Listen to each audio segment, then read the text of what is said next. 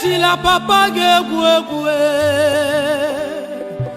ọ bụrụ na ịgọzie nna gị Chukwu Olisa ga-agọzi gị nnabido ezinụlọ onwe ezinụlọ ugejeje mba ka nna m bụ Chukwu Olisa gọziere m nna m chukwabara m nna m ere m ogologo ndụ na arụ isi ike na nna m bide.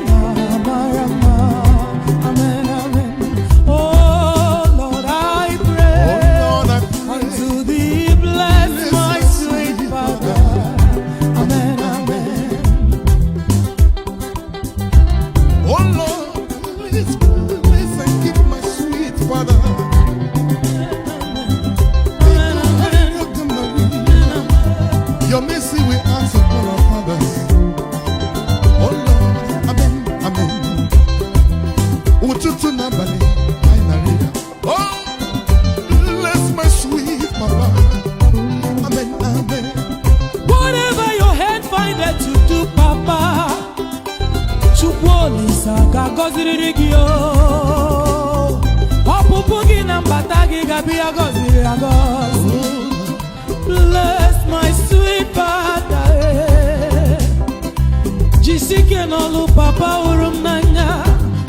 the downfall of a man is never the end of his life. Amen, amen. Oh Lord, I pray unto thee, bless my sweet Father. Amen, amen. Bless my sweet Father. Amen, amen. Yima olisa do gozere mezigo. Amen, amen. He shall be where with you in the morning, in the noon, in the night, my Father. He will lead us in the fruits of your labor. Amen, amen. Papa, urum nanya, Papa mamuchula. Yoma gemeregi Papa mao. Itanye koduni moku agaya babugi Papa. Itanye koduni memiri miraga elogio. Hey, oh Lord, I pray unto thee, bless my sweet Father. Amen, amen.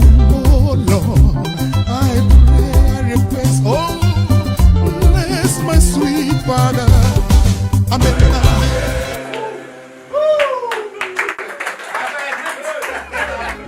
Yeah. One more time. Hey. Hey. Hey. Hallelujah. Yeah, yeah. Kila siku, kila saa, stahili sifa. Mwambie Yesu, mwambie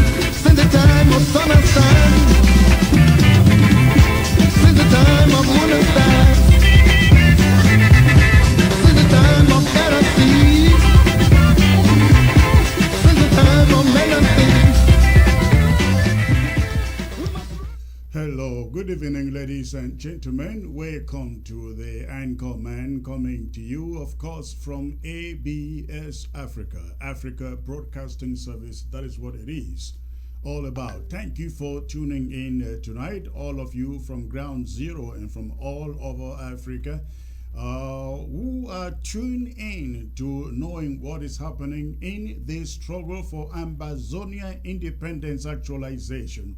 It is always a privilege coming to you with updates on that struggle. Thank you for tuning in. I'd like to welcome all of you who are also joining from Europe, continental Europe, including the United Kingdom, Asia, the far and the near east, of course, can't forget the continental USA, including Canada, and all of the southern hemisphere.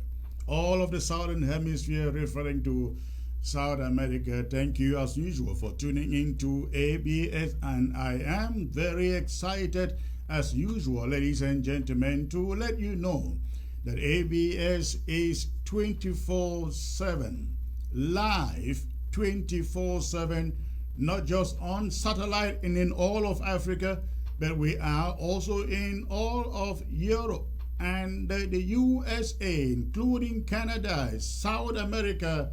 If you have Roku TV on your television set, of course, you know that many television sets nowadays, they come with Roku TV pre-installed. If you have Roku app in your television and you can watch YouTube on your television, you can watch Netflix on your television, that possibly means you have Roku on your television set, and you can watch us not just when I am live, but even when I am not here. You can still watch what is going on ABS 24/7 by way of Roku, So whether you are in Europe, in the USA, in Asia, in South America, in Canada, you can receive ABS after this broadcast, right after this broadcast. And I'd like to know if you are out there today, you are watching by way of Roku, I'd like you to send a message. Let me know that you are watching by way of Roku. Before the end of this show, I'm going to bring you a very short clip to show those of you who have Roku how to locate ABS on your television sets in the diaspora. For you on satellite, you have no problem at all. But if you you want to receive it by Roku, I'm going to play that short clip at the end of the day to help you locate ABS on your own television set and watch it 24/7, ladies and gentlemen. I'm sure all of you must have known by now that ABS is not just coming to you when I come on Facebook or when you see me on Facebook or YouTube. Absolutely not. We are broadcasting 24/7 even after this, and our programming is very educative, entertaining, and of course informative too. So please get Roku and make sure that you locate ABS. Now when you go searching on Roku, you are not looking for ABS Africa TV. You have to type the complete term. You have to type the complete term, Africa Broadcasting Service. Africa Broadcasting Service. If you go looking for ABS on Roku, that is what you have to type to search in order to locate us. Again, it is Africa Broadcasting Service. Again, ladies and gentlemen, I am so excited you are tuning in today to be part of this broadcast. It is going to be quite exciting today. I'm going to open the phone lines tonight and take as many calls as possible. I haven't done so in a great while, but tonight I will open the phone lines. Have you do your own contribution as to what you see the state of the struggle to be, because that is the subject of my broadcast tonight. The state of the Amazonian struggle for independence restoration. Thank you for tuning in. Please, as usual, Go ahead, you hit the share button. Hit your share button. Let's get others to join in as quickly as possible. Let them know the anchor man is not live. The anchor man is actually alive. Will always be alive by the grace of God and His grace only, ladies and gentlemen. You know, this guy, they throw stones all over the place, from left to right, and from the front to the back, and they just hope that we will lay down tools and surrender. Unfortunately, there is a saying that quitters don't win and winners never quit. Quitters don't win and winners, they never quit. That is what is pushing us here, ladies and gentlemen. That is what is pushing us here. And we will keep on trusting and pushing, because without triumph, no victory. No victory. So go ahead and please hit your share button. Go ahead, hit your share button. Let me know who is joining the broadcast tonight. I'm going to be having just one guest tonight, but going to be a very, very exciting guest. A very, very exciting guest. I will do some house cleaning before I get to my guest tonight, ladies and gentlemen. So please, again, I crave your indulgence to go ahead and hit your share button. Go ahead, hit your share button. Let us quickly populate the platform. I can see about 500 people now. Let's make it 2 more, 700 before I come to you. But in the meantime, let me see what you are saying out there. Please, when you join in, let me know where you are joining in from. Let me know where you are joining in from. And if you are joining by way of Roku, please let me know. Let me know that you joining by way of Roku, if that is the way you are joining. Mercy Enjoy is watching. We love you, Secretary Chris. She says, I see Frank.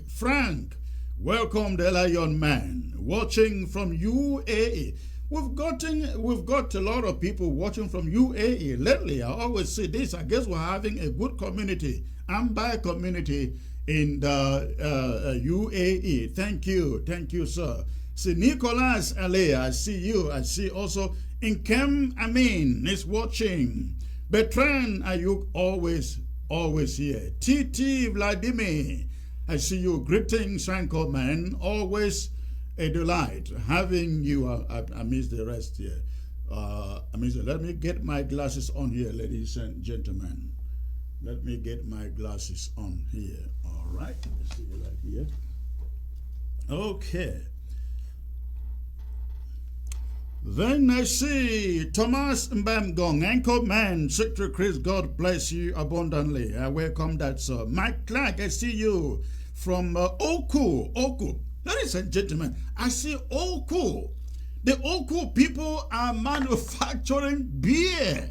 I wish I had those images here ready with me. I saw it on the social media today that Oku, using wheat, is beginning to produce beer, and it is so professionally bottled.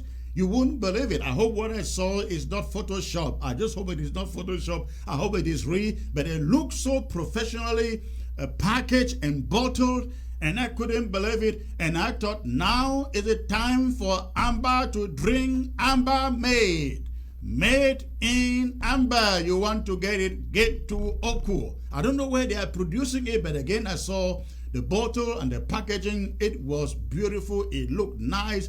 It looked professional. And I just hope that it tastes good than 33 Expo and all that is manufactured in La République du Cameroon. I just want to hope so. So, Oku, kudos to all of you behind that marvelous work in Oku. And I want to hear that Ambazonia is buying from Oku. Ladies and gentlemen, Ambazonia you got to buy from Oku.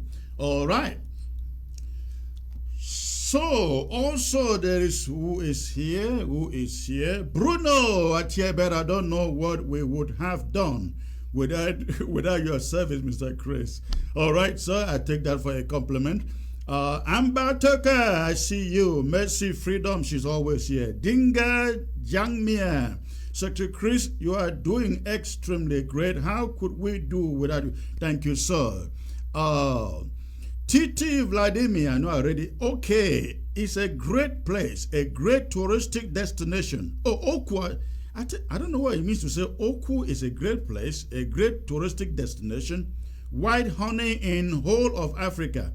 Great lake and forest. Hardworking Ambazonians. Wonderful. All right. Bekwike Magnus, Anchorman, you fight like you fought a liberation war before. Well, we grew up fighting this thing that we call a Republic du Cameroon, ladies and gentlemen. I remember in my days in secondary school, I so hated La République du Cameroon that every time their French teacher, Monsieur Maurice, as we used to call him, came to the class, I pretended as if I had to use a restroom. You know how in those days, every hour comes and goes and the teachers takes their turn, and then the teacher you don't like comes in and you sneak out as if you are going to the restroom and wait until the period is over before you get back into the classroom. That is what I did. When it came to French, ladies and gentlemen, every time my French teacher walked into that classroom during his period, I would take permission from him and pretend as if I have really to use the restroom, and then I would stay out until he was done before returning to that class.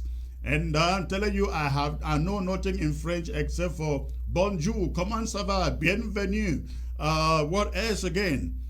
Comment tu t'appelles? This is what I know in French, nothing else, because I hated it because of French Cameroon, because of La République du Cameroon. All right, so let's see who else is here. I like some of these comments here. All right, Bernard Nkung Bezar from Bin. Hello, Secretary Chris, we are with you till we get to the capital. Absolutely, sir. A white Billy Blank, Secretary Chris, the driver of the Ambazonian Revolution. Okay, that is your opinion, sir. Clovis Imchi, God bless you. The man of fire. E. Banks Iroko, I see you. Z. Zelos. Chris, one Oku beer for you from Cambodia. Wonderful. Now, I'd like to know how much one Oku beer is selling for. I'd really like to know. Again, I really love the packaging that I saw there, if it is not Photoshop. Wungong Fidelis.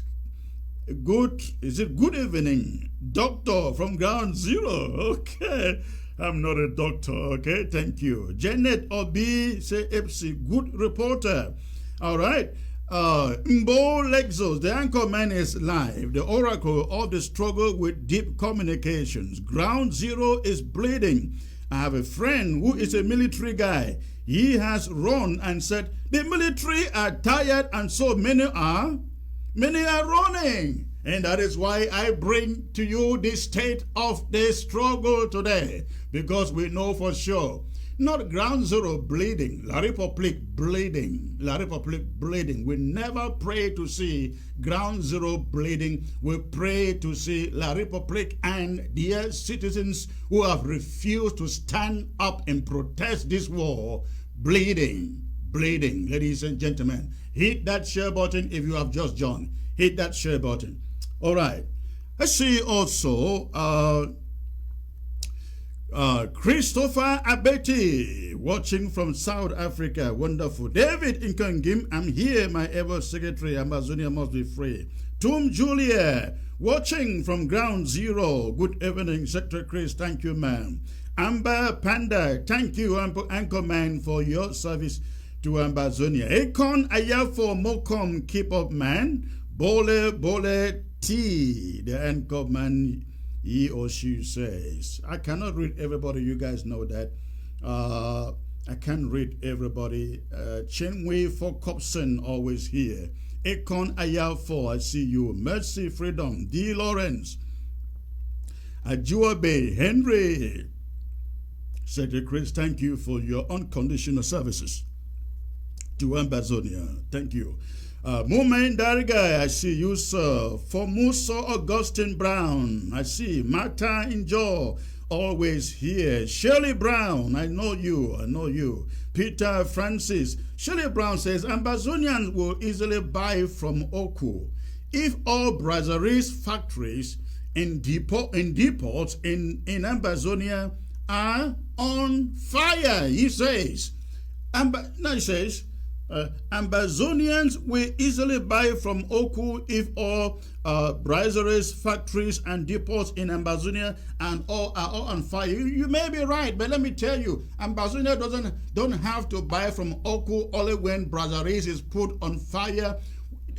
Have you ever heard of the word consuming homemade? Consuming homemade. That should be the first incentive, motivation to buy from Oku, ladies and gentlemen. Not because their depot in the Babinda in Ambazonia brasseries depot, went up in flames, but because we have to consume our own. How many Ambazonians does brasseries employ? How many? But imagine we have a good factory running in Oku and producing not just what I saw, I've forgotten the name of that drink. But imagine they diversify, begin to produce juice, begin to produce fruit, soft drinks. Just imagine how many thousands, and then they create their open their own depots all over Ambazonia. Just imagine they could become the next CDC, the next PAMO in Ambazonia with the number of people they employ. So, ladies and gentlemen, we have to buy Oku not until French Cameroon depot, brasserie depots go up in flames.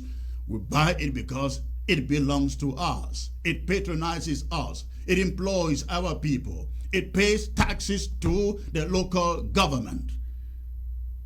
Yes. All right, ladies and gentlemen, thank you again. Unfortunately, I can't read every name here. You all know that.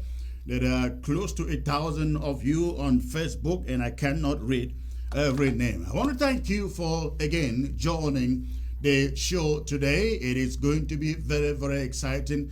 I'd like to start with something I consider quite important. But before I get there, I'd like to remind all of you again who have joined, and keep on hitting that share button. Keep on hitting that share button if you are joining the broadcast. And before I get into the subject today, ladies and gentlemen, again, I'd like you to know that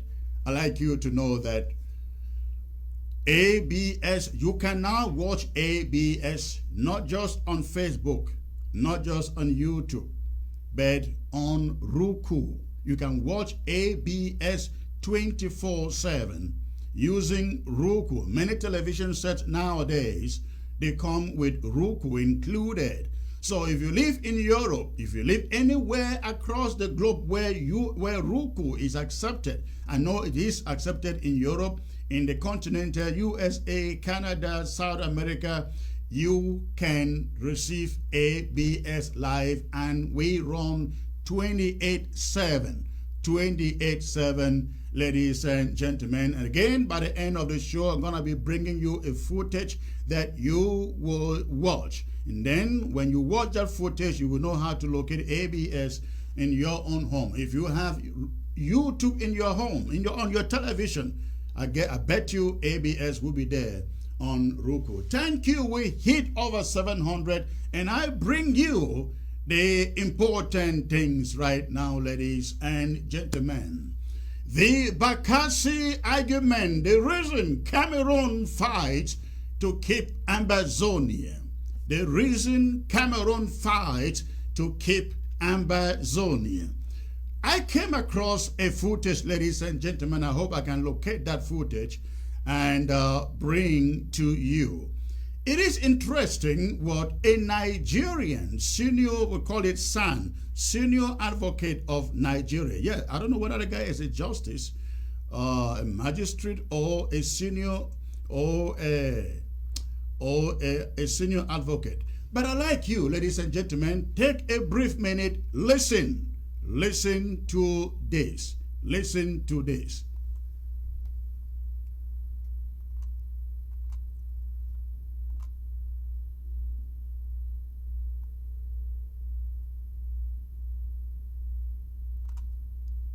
The legal practitioner says Nigeria has never owned the Bakassi, but some legal practitioners who thought they could procure a false judgment led the country down the path. Okay, and I want you to note something there, ladies and gentlemen. Note something there. The legal practitioner said Nigeria will never own Bakassi. Nigeria will never own Bakassi. Now, I'd like you again to listen to that. Listen to that now. Listen to that. They could procure a false judgment led the country down the path of submitting to the jurisdiction of the World Court. In 1979, the civilian government came in, and Akinjide became the Attorney General. They became the Attorney General. So the Bakassi issue started again, and they were negotiating under Shehu Shagari. Okay. But no agreement was reached on it, because typical way of doing things in Nigeria, we all believe we owned it. Whereas, as I said, as lawyers, if we have looked at the facts, we will have known we did not own it. So our attitude will have been different, because 80% of Bakassi people are Nigerians. We can defend it by force. So, knowing fully well that we do not own it, we should not have subscribed to going to the World Court for adjudication. Because once we go there and we have ratified the treaty, we are bound by the decision. Ladies and gentlemen, I hope you heard that senior advocate of Nigeria. He says, number one, Nigeria we knew we did not own it. Own what? Own Bakassi? But because the majority of the people who live in Bakassi are Nigerians, we would have forced it. We would have forced it. Now, please listen to it again. Before I get to my country, I'd like you to listen to it again. World Court. In 1979, the civilian government came in, and Akinjide became the Attorney General. They became the Attorney General. So the Bakassi issue started again, and they were negotiating under Shehu Shagari. Okay. But no agreement was reached on it, because typical way of doing things in Nigeria, we all believe we owned it. Whereas, as I said, as lawyers, if we have looked at the facts, we will have known we did not own it. So our attitude will have been different, because 80% of Bakassi people are Nigerians. We can defend it by force.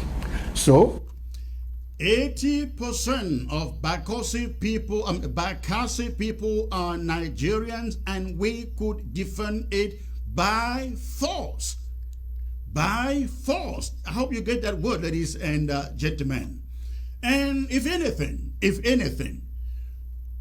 that is exactly what La République du Cameroun is trying to do in Ambazonia. Of course, they know there has never been a treaty of union between La République du Cameroun and the Federal Republic of Ambazonia, call it former British Southern Cameroons. There has never been none. Now, for the record, this clip that I just brought to you is not a new clip. I stumbled upon it and I listened to it, and I was shocked what I heard. I was shocked, ladies and gentlemen, what I heard. The senior advocate of Nigeria is saying they knew, Nigerian authorities knew that Bakassi doesn't belong to Nigeria.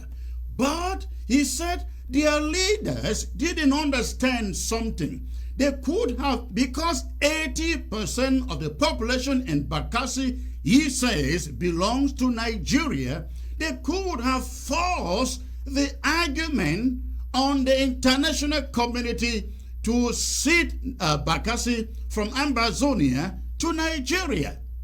When I read this, when I sat and I listened to this, ladies and gentlemen, I was like, this is exactly what we are seeing or we are going through with La République du Cameroon. La République du Cameroon is applying that same principle that Nigerian authorities failed to apply in Bakassi. We have never had a treaty of union, any piece of paper or document that shows anybody that Ambazonia is the same thing or is one country with La République du Cameroon. They don't have any copy. They don't have anything to prove. They have nothing to show for it. But you know why they are fighting and dying over in Ambazonia to keep Ambazonia, as Nigeria would have loved to keep Bakassi? The reason is because of the French population, the Francophone population in our territory. Ladies and gentlemen, this is the economic argument they will never let you know. They will not want you to know. The reason La République du Cameroon is sending their soldiers to fight and die in Ambazonia is because of La République du Cameroon population in our territory. Just imagine, up in Bamenda, I have learned that almost all of upstation, including Bamenda, is now Francophone. Almost all of my 3 towards my 4 is almost all Francophone. I do not want to talk about Victoria. We all know that tragic story already. But how about all the lands? Francophones now own more lands, ladies and gentlemen, in Bamenda, upstation Bamenda, in Kwen, Victoria, including Boya, Tico, more than Ambazonians. More than Ambazonians. And if anything, La République is using this to lay claim. It is part of the reasons for which their soldiers are fighting and dying in our territory. This is very important. Something has to be done. We cannot just sit and lament and say, well, they have bought the lands, well, they are here. No, something has to be done.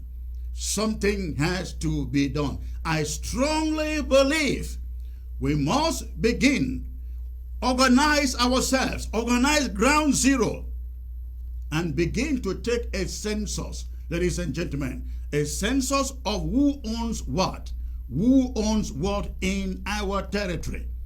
If any land owned by the Francophones, we must know who owns it. Any land owned by the Francophones, we must scrutinize it.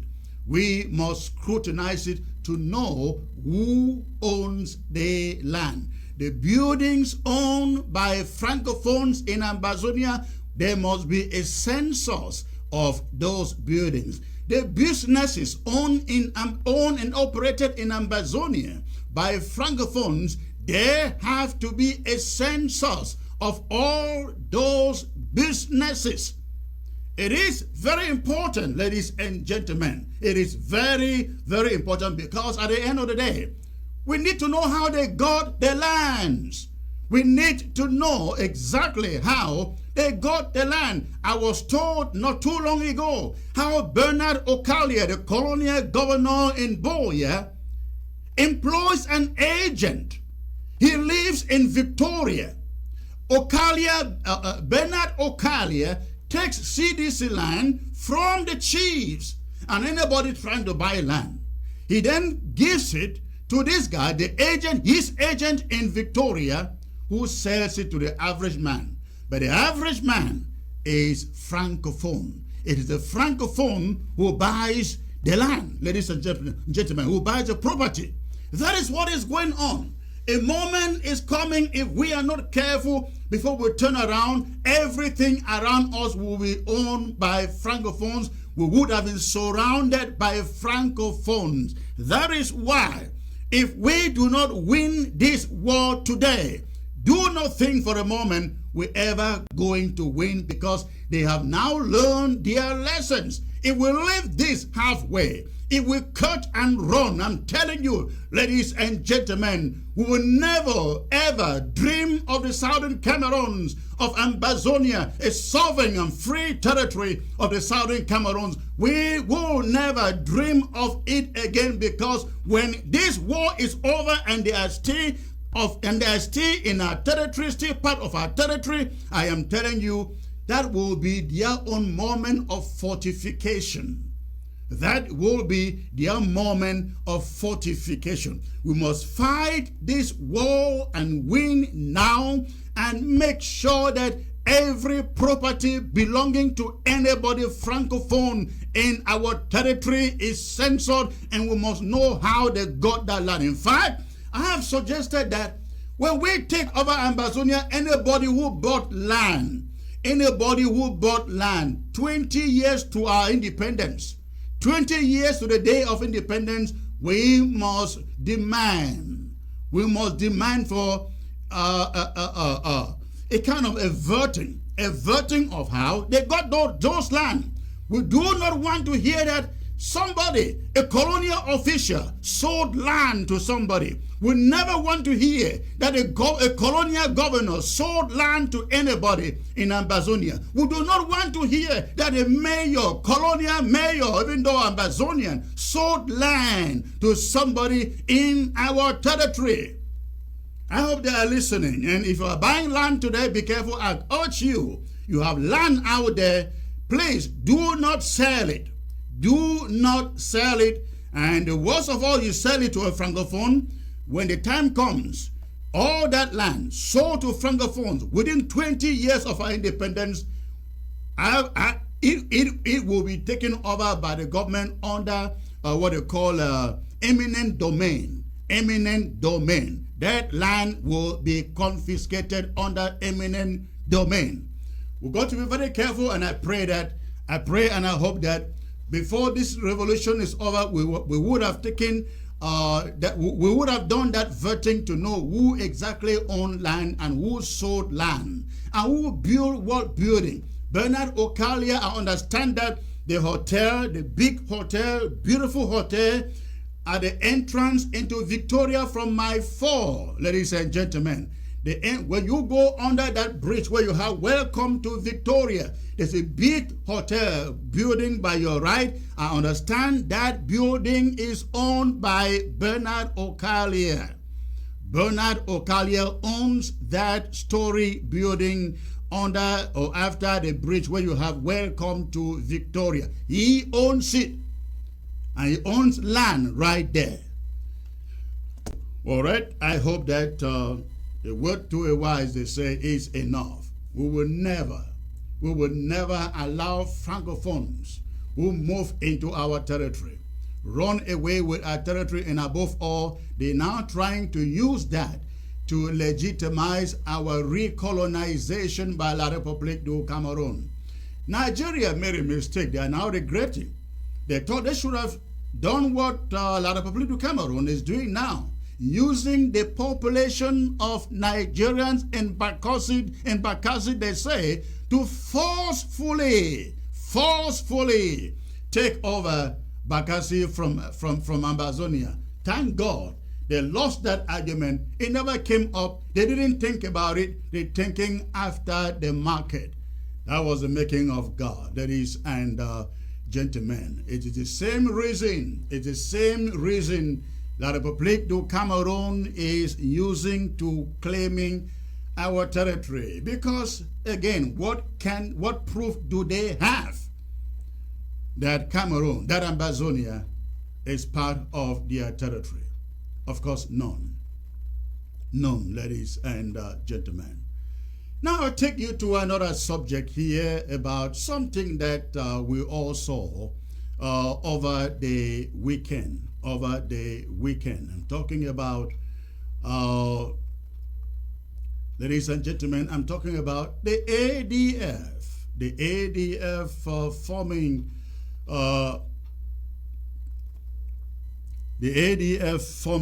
what they call a shadow cabinet. a shadow cabinet, ladies and gentlemen. You all must have heard about that. The ADF forming a shadow government, and Agbo Bala becoming part of that government. Agbo Bala becoming part of that government, ladies and gentlemen. That is something that we'll learn over the week. Many of you saw the press statement that was sent out. The press statement that was sent out from the ADF, naming Agbo Bala as they call it, the Minister of Justice, or the Justice Minister, ladies and gentlemen, for the ADF.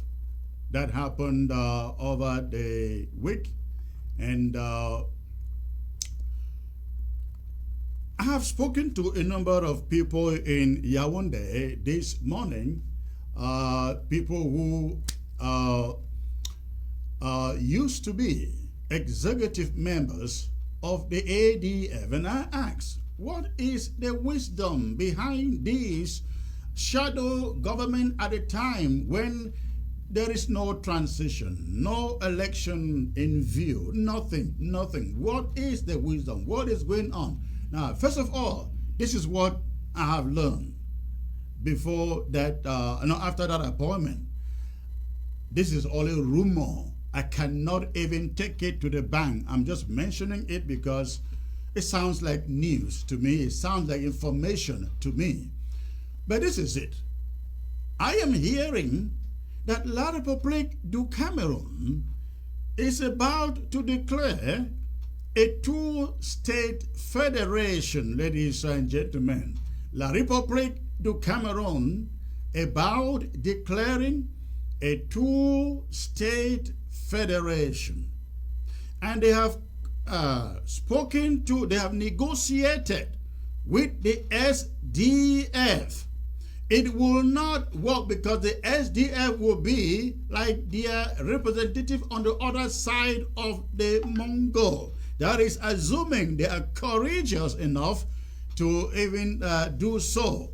But the SDF, accordingly, will be their key partners on the other side. And so that is why they are putting together this shadow cabinet. Remember, do not forget, they've always had a shadow cabinet, please. They've always had a shadow cabinet. The SDF always had a shadow cabinet. But this time it's a little bit strange. One of them said to me, one of the former leaders said to me, that they are looking for a two-state federation. Is not true. Even Frundi has never advocated for a two-state federation. Frundi talked about four-state federation, ladies and gentlemen. He's never talked about a two-state federation.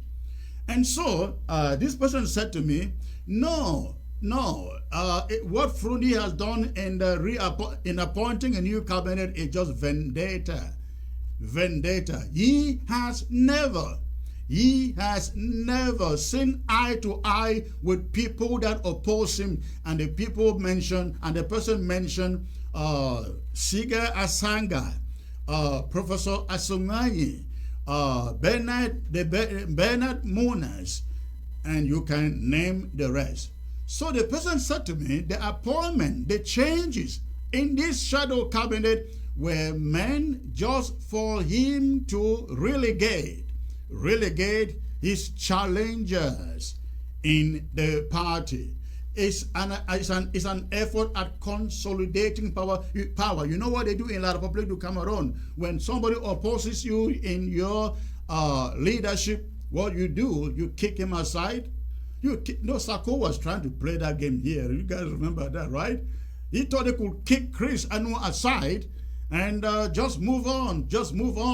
He was trying to practice the game that La République du Cameroun practices. So, but that is what we are told. Another line of thought is that Frundi is just trying to eliminate those he feel are a challenge or critical of him in the SDF, Professor Kale and a number of others that he pushed aside, ladies and gentlemen. But interesting that he brought in, ladies and gentlemen, Agbo Bala and made Agbo Bala their justice minister. I was told in my consultation and my investigation that Agbo Bala may not even have been consulted. He may not have been consulted. I was told today, Agbo Bala may not have been consulted before being appointed the justice minister of Frundi's cabinet, ladies and gentlemen. So it is not very clear what Frundi is trying to do here. It's not very, very clear. We hope that in the days ahead, we are going to get into understanding what is going on. But there is no transition in La Republique. Now, let me say this. On Wednesday, you don't want to miss it on Wednesday. I'm going to be having a very, very interesting show with an interesting guest. They are going to sit down and delve into everything that is happening in La Republique du Cameroon, from Biya dying to Frank Biya taking over to the political cacophony that is going to happen in that side of that country. It will be interesting. That will be on Wednesday. But this is it, ladies and gentlemen. We were thinking that Agbo Bala was waiting to take some position from the government of La Republique du Cameroon. But this is also one line of thought, where they are thinking that Frundi appointing Agbo Bala as justice minister gets him a step closer to becoming a minister in the government of La Republique du Cameroon. And so when La Republique du Cameroon says to Frundi, give us 2 or 3 cabinet members from your government to become, let's put together a unity government, Agbo Bala will be in the list. Agbo Bala will be in the list. Again, these are all conjectures here that members of the SDF are telling me out there. They are just all conjectures. Nothing is sure about this, but that is the calculation on the table. Whatever happens, I like Chairman John Frundi, ladies and gentlemen, and Agbo Bala to understand that we will live free or die fighting. Ambazonia will live free or die fighting. They can take as many positions as they want in the government of that country. We are not going to yield. We are not going to surrender, ladies and gentlemen. That is it. So please, nobody should be fooled here. Nobody should be fooled here, especially if you are on ground zero.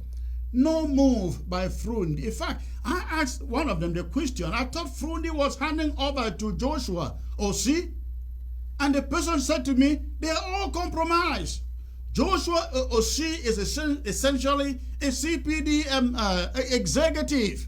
In fact, I was told that there is no time that Biya is traveling without Joshua OC being informed before that travel, because you know Joshua OC, I understand he is in the air transport aeronautics industry, and I think he is a consultant. He's a consultant over there, and so he is very close to the presidency of La Republique du Cameroon, ladies and gentlemen, very, very close. And so the SDF is essentially the other part of the CPDM. That's what it is. Frundi said to his what they call a National Executive Committee, when they said they should not go for election. Frundi said, why should we not go for election? When I am sick, it is Paul Biya who pay my air ticket to Europe to go for treatment. So, ladies and gentlemen, the SDF is well, you all know this. You all know this. Not even to talk about it again, because you all know the SDF is no longer an opposition party. It's no longer an opposition party in that country. The SDF is just part of the inner circle. The inner circle, ladies and gentlemen. I think I should now, I guess, take you into my main subject of the day, which is about the state of the struggle, the state of the Ambazonia restoration struggle. Fellow Ambazonians, I am truly excited sitting here and bringing you the state of this struggle about 3 months after we fought to prevent the struggle from being sold to La République du Cameroon and bringing in a new president in the name of Iya Marieta Jomia. The struggle was falling into pieces, and we waged a fight to rescue, ladies and gentlemen, the struggle. Sako Samuel was impeached and removed. The Restoration Council fought hard to bring back order and law into the struggle. Now, this is very important, ladies and gentlemen, because I cannot emphasize this enough. Without this interim government, this struggle would be over. And I mean it. Without this interim government, this struggle would be over as of now. But the interim government stood firm. You know why? Because of the institutions. Because of the institutions, ladies and gentlemen. The interim government stood firm. I'm a little bit distracted here. But the interim government stood firm thanks to the institutions that were put in place from the beginning. I am here referring to the Restoration Council, the Judiciary Council, and every institution or structure that we put in place from the very beginning of this struggle. You see, the reason why the interim government is different from other groups in this struggle is that no one person has the powers to decide the direction of the struggle. When it comes to the executive, cabinet sits down, deliberate, and take decisions. When it comes to the legislature, the Restoration Council sits down, deliberate, and carry on their vote. You have the Judiciary Council that also comes in to interpret what the law says. You have the National Treasury if the National Treasury says we are not endorsing your requisition, we are not giving you money. Unlike a one-man group where we have so many of them out there, one person decides who is alive and who is dead. One person decides who goes to war and who sits at the confines of his home and enjoy wine. No, it doesn't happen like that here at the interim government, and these are some of the reasons why the interim government is so different, ladies and gentlemen, from other groups out there. The interim government was going through turmoil, ladies and gentlemen, a few months ago. And because of those institutions, order was brought in. Ground Zero was falling into pieces. Combat was declining. We were losing our fighters from one county to the other. And those who were left were crying, we don't have weapons, we don't have ammunition, there is nothing that we can do. And many of them were also laying down their arms and vacating the war front. And others joined their so-called DDRO's center, ladies and gentlemen.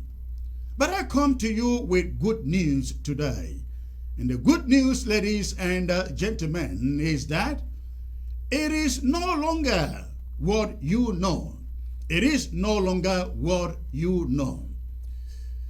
With the advent of Iya Marietta as the new president, we have seen action, firepower return to Ground Zero. Thanks to the generosity of all of you out there who came together 1 month after she was brought in to donate funds, AROF, to support Ground Zero action. Thanks to all of you.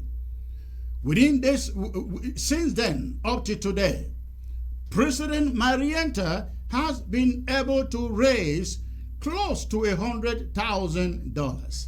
But that is not the news. The news is that she made the promise 90% of whatever she raised will go on Ground Zero. Within 3 months that she's been here, we've seen 3 big sticks sent to Ground Zero. And you're seeing ground action taking place in almost in most of the counties. I know we still have some counties that are quite troubling, like Fako, Kupe, Moniguba, Nkambe, and maybe Menchum too. Some of them, but listen, they say that Rome was not built on one day. But within 3 months, she has put 3 big guns into the hands of our generals on Ground Zero. Something that the previous administration could not do for 4 years and counting. 4 years and counting. Then in May, 20th May, every county got at least one big sum to take care of 20th May. Plus the 3 big sticks, ladies and gentlemen. And again, it is for this reason that many of you now, you see firepower taking place on Ground Zero. We are seeing it in Manu. We are seeing it in Ngoke Twinjia, in Buwe. We are seeing it in Bali. We're seeing it all over the place. We're seeing it all over the place. The soldiers are realigning behind the new government led by Iya Marietta on Ground Zero. And action once more is being witnessed. There are other challenges that we see on Ground Zero. We're still having the challenges of kidnappings and ransom takings, and some of them are pathetic. Again, the trouble of managing war from the diaspora and without a proper government in place, a law court in place, a police force in place to prosecute offenders is what we are in. In the diaspora, in this government, we don't have a police force, ladies and gentlemen. That's where Samuel Ekomesako can eat your money, deny to go for an audit, and nobody does anything because we don't have the courts. We don't have the police force. So, but we still have these kidnappings and ransom taking as a problem on Ground Zero. This is our appeal to all the fighters on Ground Zero. We have said it here again and again. This war was never waged to be against our own people. The war is not against Ambazonians. Ambazonians are the ones waging the war. And so, any fighter on ground zero going after innocent people for ransom, kidnapping and ransom taking, we do not consider you as an Ambazonia freedom fighter. You are not one. You are not a restoration fighter. You are just being opportunistic, a business guy. But guess what? The real fighters on the ground are looking out for you, and where they find you, you will pay for what you do in trying to discourage ground zero from standing up to La République du Cameroon. So ladies and gentlemen, in the days ahead, this interim government hopes to do even more than what has been done within the last 3 months. Many people were saying the struggle is dead. When we were trying to get rid of Samuel Ekomesako, there was no action on the ground. The fighters were making audio messages and saying, one thing and the other. It was chaos. But listen, ladies and gentlemen, it gets worse before it gets better, and I think that is what we are seeing today. The state of the revolution, of the struggle, cannot be stronger. Cannot be stronger. But I have one more thing to say. The state of the struggle can even be stronger. And this is what I mean. It takes money for the state of the struggle to be stronger. We realize that the giving base, the sponsorship base, the donation base for this struggle keeps on narrowing,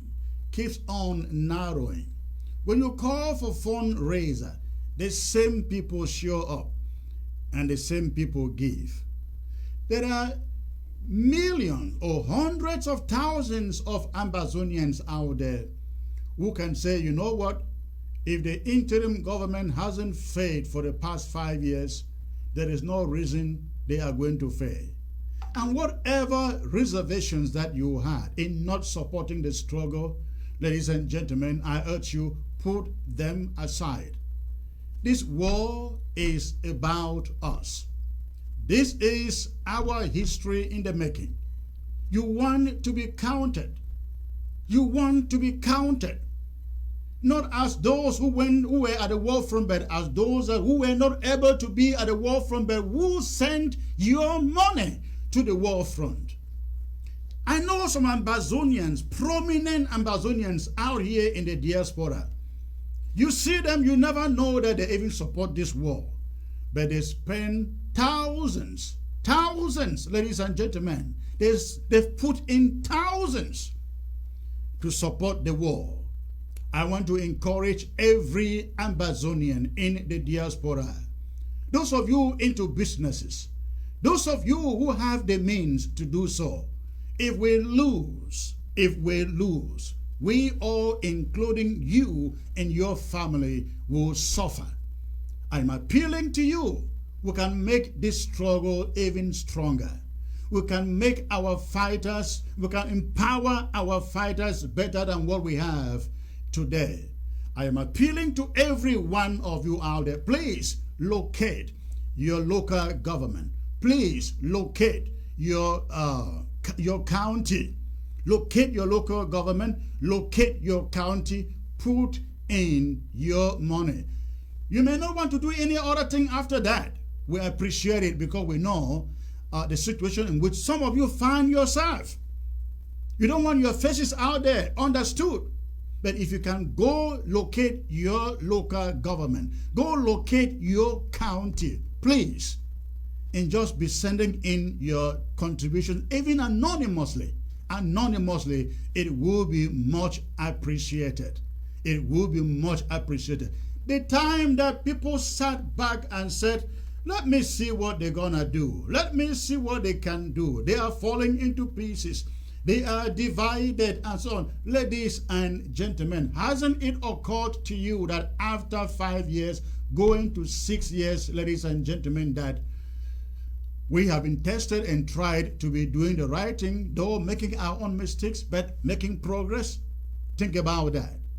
Think about that.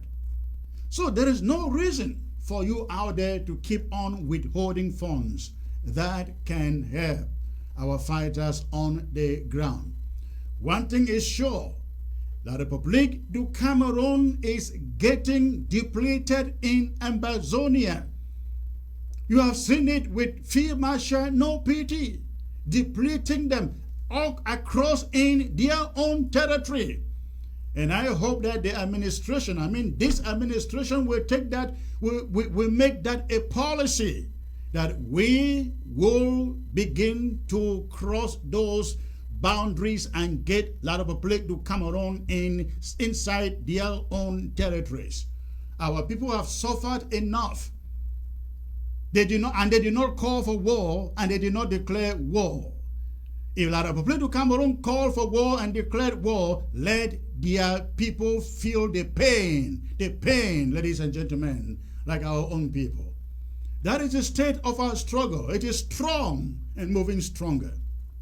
I appeal to every one of you, please locate your local government. The best thing that ever happened to this struggle and to this interim government was county by county and local government by local government. That way, you are funding your local government, your county. You don't live in Mezam and go and fund FACO unless you want to do so. It's a good thing. It's okay. But the priority is your own local government, your own county. That is what local government by local government, county by county is all about. You stand and you support your own. That is what it is all about. Again, ladies and gentlemen, that is the state of this struggle and the state of this interim government. It is getting better. The house is being put in order and things are beginning to happen again. I appeal for all of you, please support this interim government. Your money doesn't go into anybody's pocket. Your money goes into the treasury, and 90% of your money goes to ground zero. We also have refugees to take care of. Ladies and gentlemen, this is where we need your abundant support, and we appeal to you. We cannot lose. We cannot lose this war. The only reason we will lose this war will be if we don't give our money. If we don't give our money. That is my appeal to all of you today. And thank you. All right, ladies and gentlemen, again, that was the state of the struggle. I now have a guest that I will bring in with me. I hope he is still here with me. I can see him on my screen. Where is him? I can't find him on my screen. I hope that he joins the broadcast now.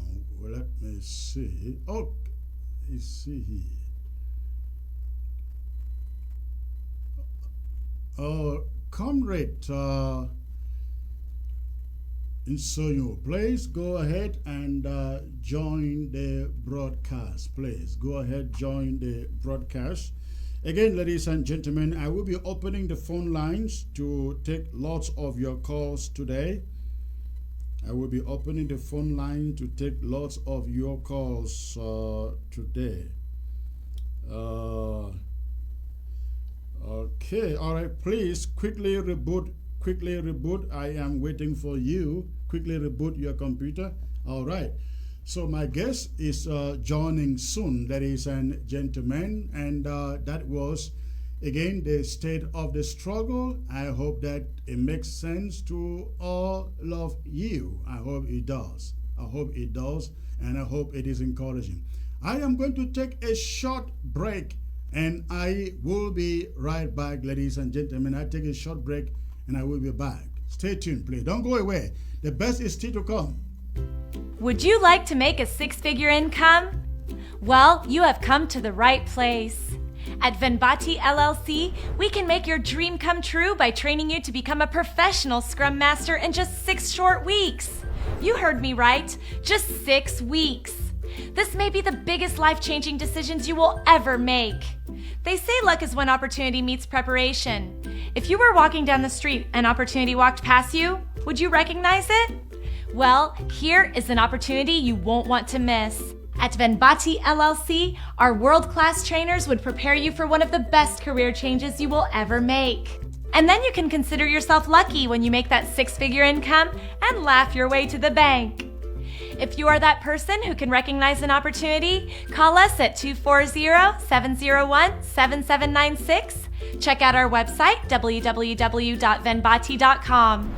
We have limited spaces. First come, first serve. Come one, come all. Are you a church or ministry leader?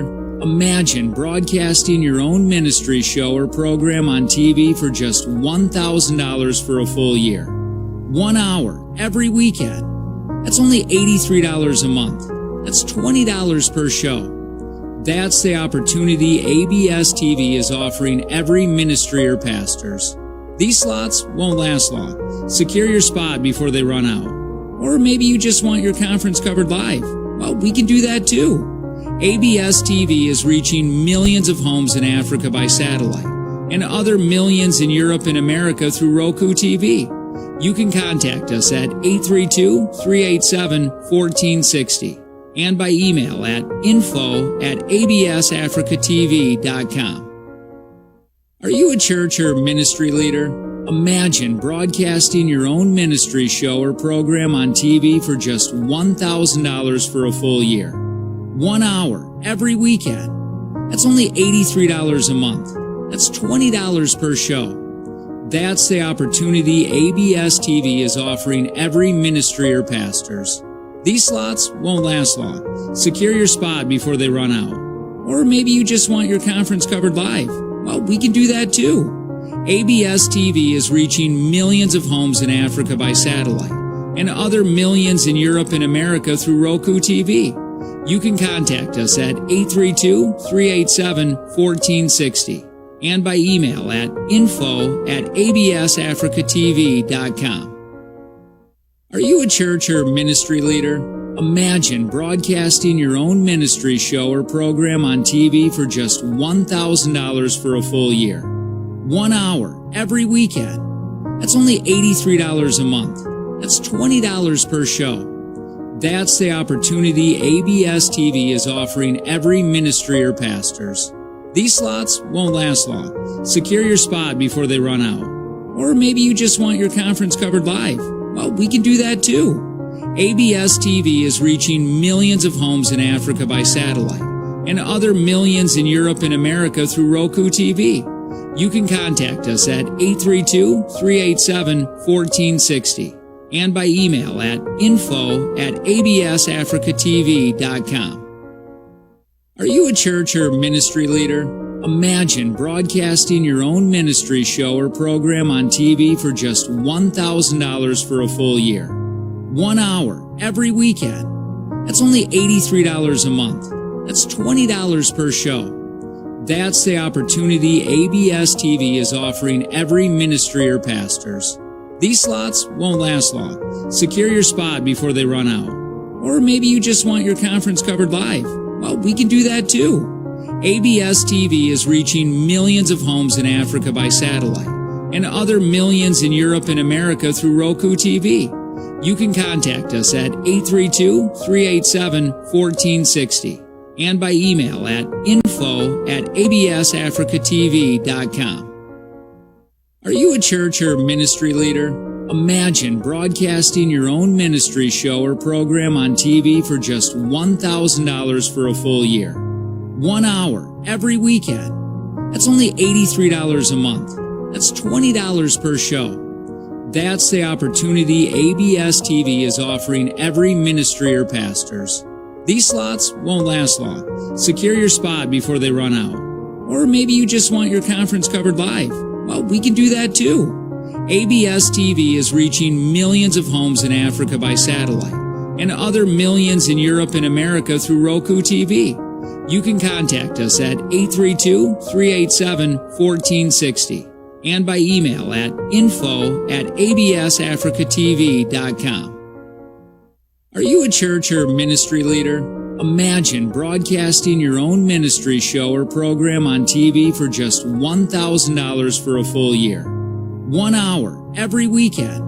That's only $83 a month. That's $20 per show. That's the opportunity ABS TV is offering every ministry or pastors. These slots won't last long. Secure your spot before they run. All right, ladies and gentlemen, my apologies for that long wait. There were some technical issues getting my guest to join the broadcast. He is just about doing so right now. I hope he is able to successfully do so. But this is what this is about. I think last week most of you saw a footage coming from a comrade that lives in Minnesota. That name is a little bit difficult to pronounce. Insosunyi, that is a Bowie name. He came up with an analysis of what happened with the draft that Samuel Ekomesako said he conducted about a week ago. And I thought it was quite insightful, very, very insightful. And I invited him to come and explain to us how he arrived at those analysis. Now, I'd like you to take a moment, just watch and see part of what he put out there. Take a moment, listen, watch, and see part of what he put out there. Are we in this revolution, in this war, because of country and flag, or because of people, position, or interest?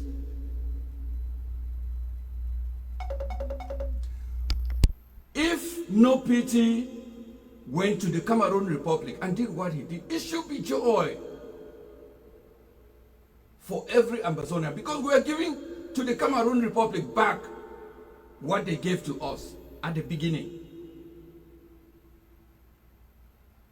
No Pity is an Ambazonian superhero like no other, whether you like it or you don't like it. His main two actions, remember the one in Sabga, and then this recent one that he went across the dam, went across the boundary. These actions will outlive the Ambazonian Cameroon Republic War. And the mention of his name, or the name No Pity, or Field Marshal No Pity, will always send fear into the hearts of the Cameroon Republic as a nation and put shame on their face. Because if No Pity were a former soldier, we will know. But this is just somebody who got a passion and has made it for himself and for Ambazonia, and has become the household name for the war. Ambazonians are defending themselves against the intrusion of the Cameroon Republic.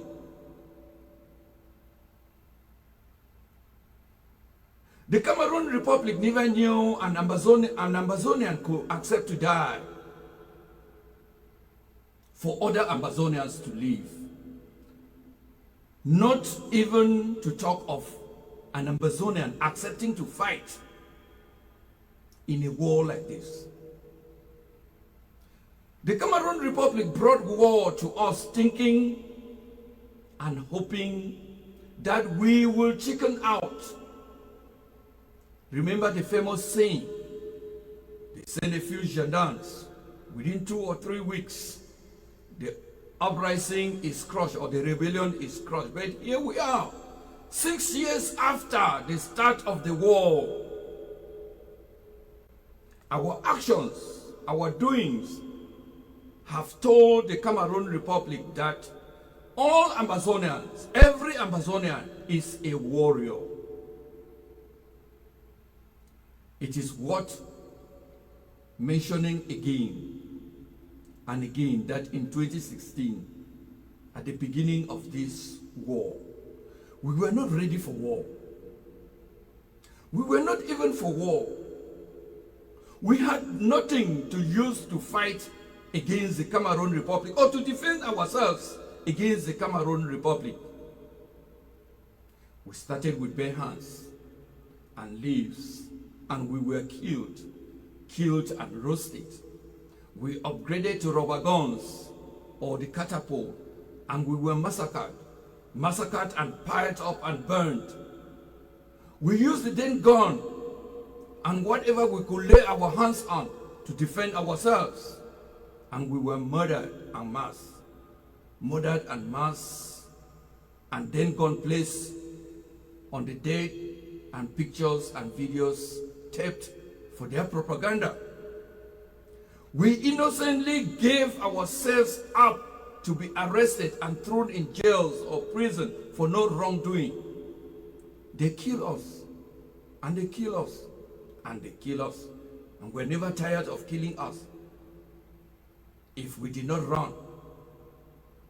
Then we upgraded first to locally made guns, the 1 round, 2 rounds. We upgraded to the locally made guns, the 5 rounds and the 10 rounds, the pump action, the AKs, the popcorn, the manie, and the explosives that we had, EIDs. Today, we have EIDs that are blood sensor activated and can be launched from 5 kilometers away. Today and now, it is the Cameroon Republic crying. It is their turn to be killed. And it is their turn to be killed and roasted, like what Field Marshal Nopiti did for us. And today we are exacting the same thing, what they did to us, or what they did unto us 4 or 5 years ago. And like Amazonians, we will fight. We will fight like Amazonians, and we will never surrender. We will fight. We will fight like Amazonians and chase the Cameroon Republic or anything Cameroon Republic from Amazonia. We will fight. We will fight like Amazonians, and we will never give up. And we will fight. We will fight like Amazonians and take back our land and never give up an inch or a centimeter of our land to anybody for whatever reason. And we will fight. And we will fight like Amazonians. All those things are going to affect especially this revolution and this war negatively. I have a lot of intelligence. I talk to a lot of people. There is a lot that in the background that I know that I hardly say it out in social media or say it out on my show. When people shall listen to this, or when you listen to this, now you will ask, you want to ask me, why am I doing what I want to do now? Or why do I want to talk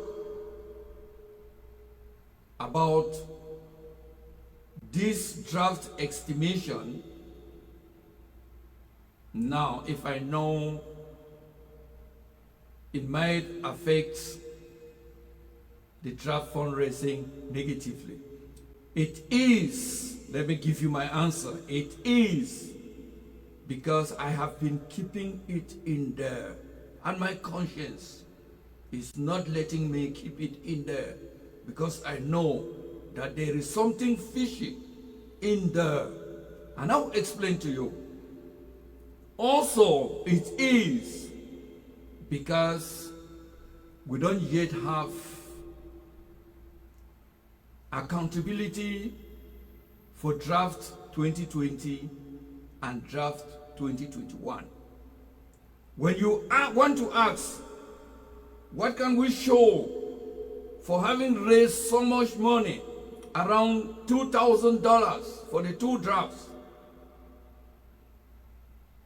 You are being asked to go look for the answer where you will not get the answer. you're being asked to go to your LGHS and your county chairs, where you will not get the answer. And today, we want to come out to say that there has been a lot of propaganda, as we will say, concerning the recent 2022 draft launch. When we sat down to talk on this,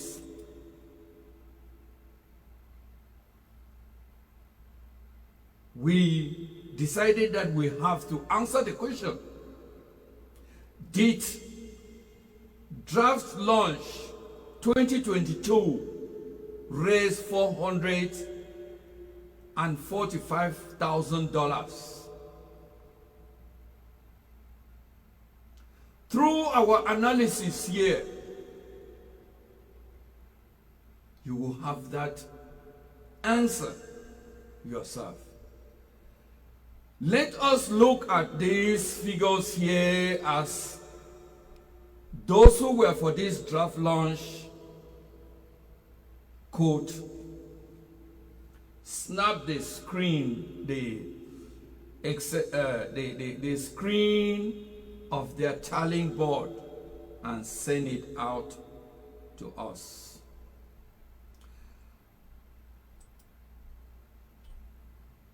Draft launch. Remember, the draft is the short form of the award.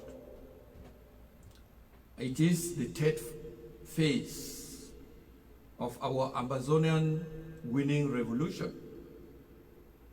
It is the handiwork of Dr. Sako, which we are grateful for. Draft was initiated in 2020, and it has served as budget for this war. But the draft launch itself is not the draft in reality. And that is why we want to answer the question: did the draft launch raise $445,000 or more than $445,000? Draft launch is and has always been an estimation. It is not the draft in reality. Draft launch is and has always been a projection, not the real money raised. An amount of money projected or estimated have always fallen too short of what is expected. That is why at the end of each drafting season, it is always very difficult to give you figures. How much was collected? How much was paid in? How much was not paid in? If we take, for instance, draft 2020, in draft 2020, the estimation or the projection was around $1.2 million. We got far less than that paid in, or like the word they were using, repatriated as the draft money. In 2021, the draft launch estimation or projection was around $800,000. We got far more less than that paid in as actual draft.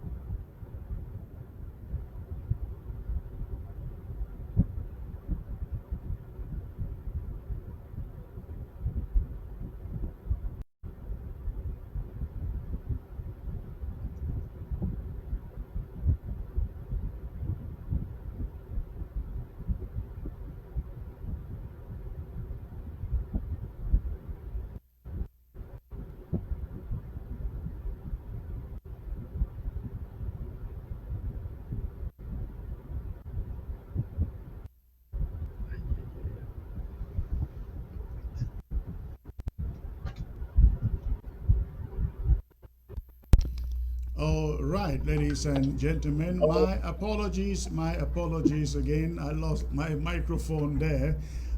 Again, sorry, ladies and gentlemen. We got you. I think the microphone is all set now. Sorry for that long presentation there. It wasn't intended to be that long.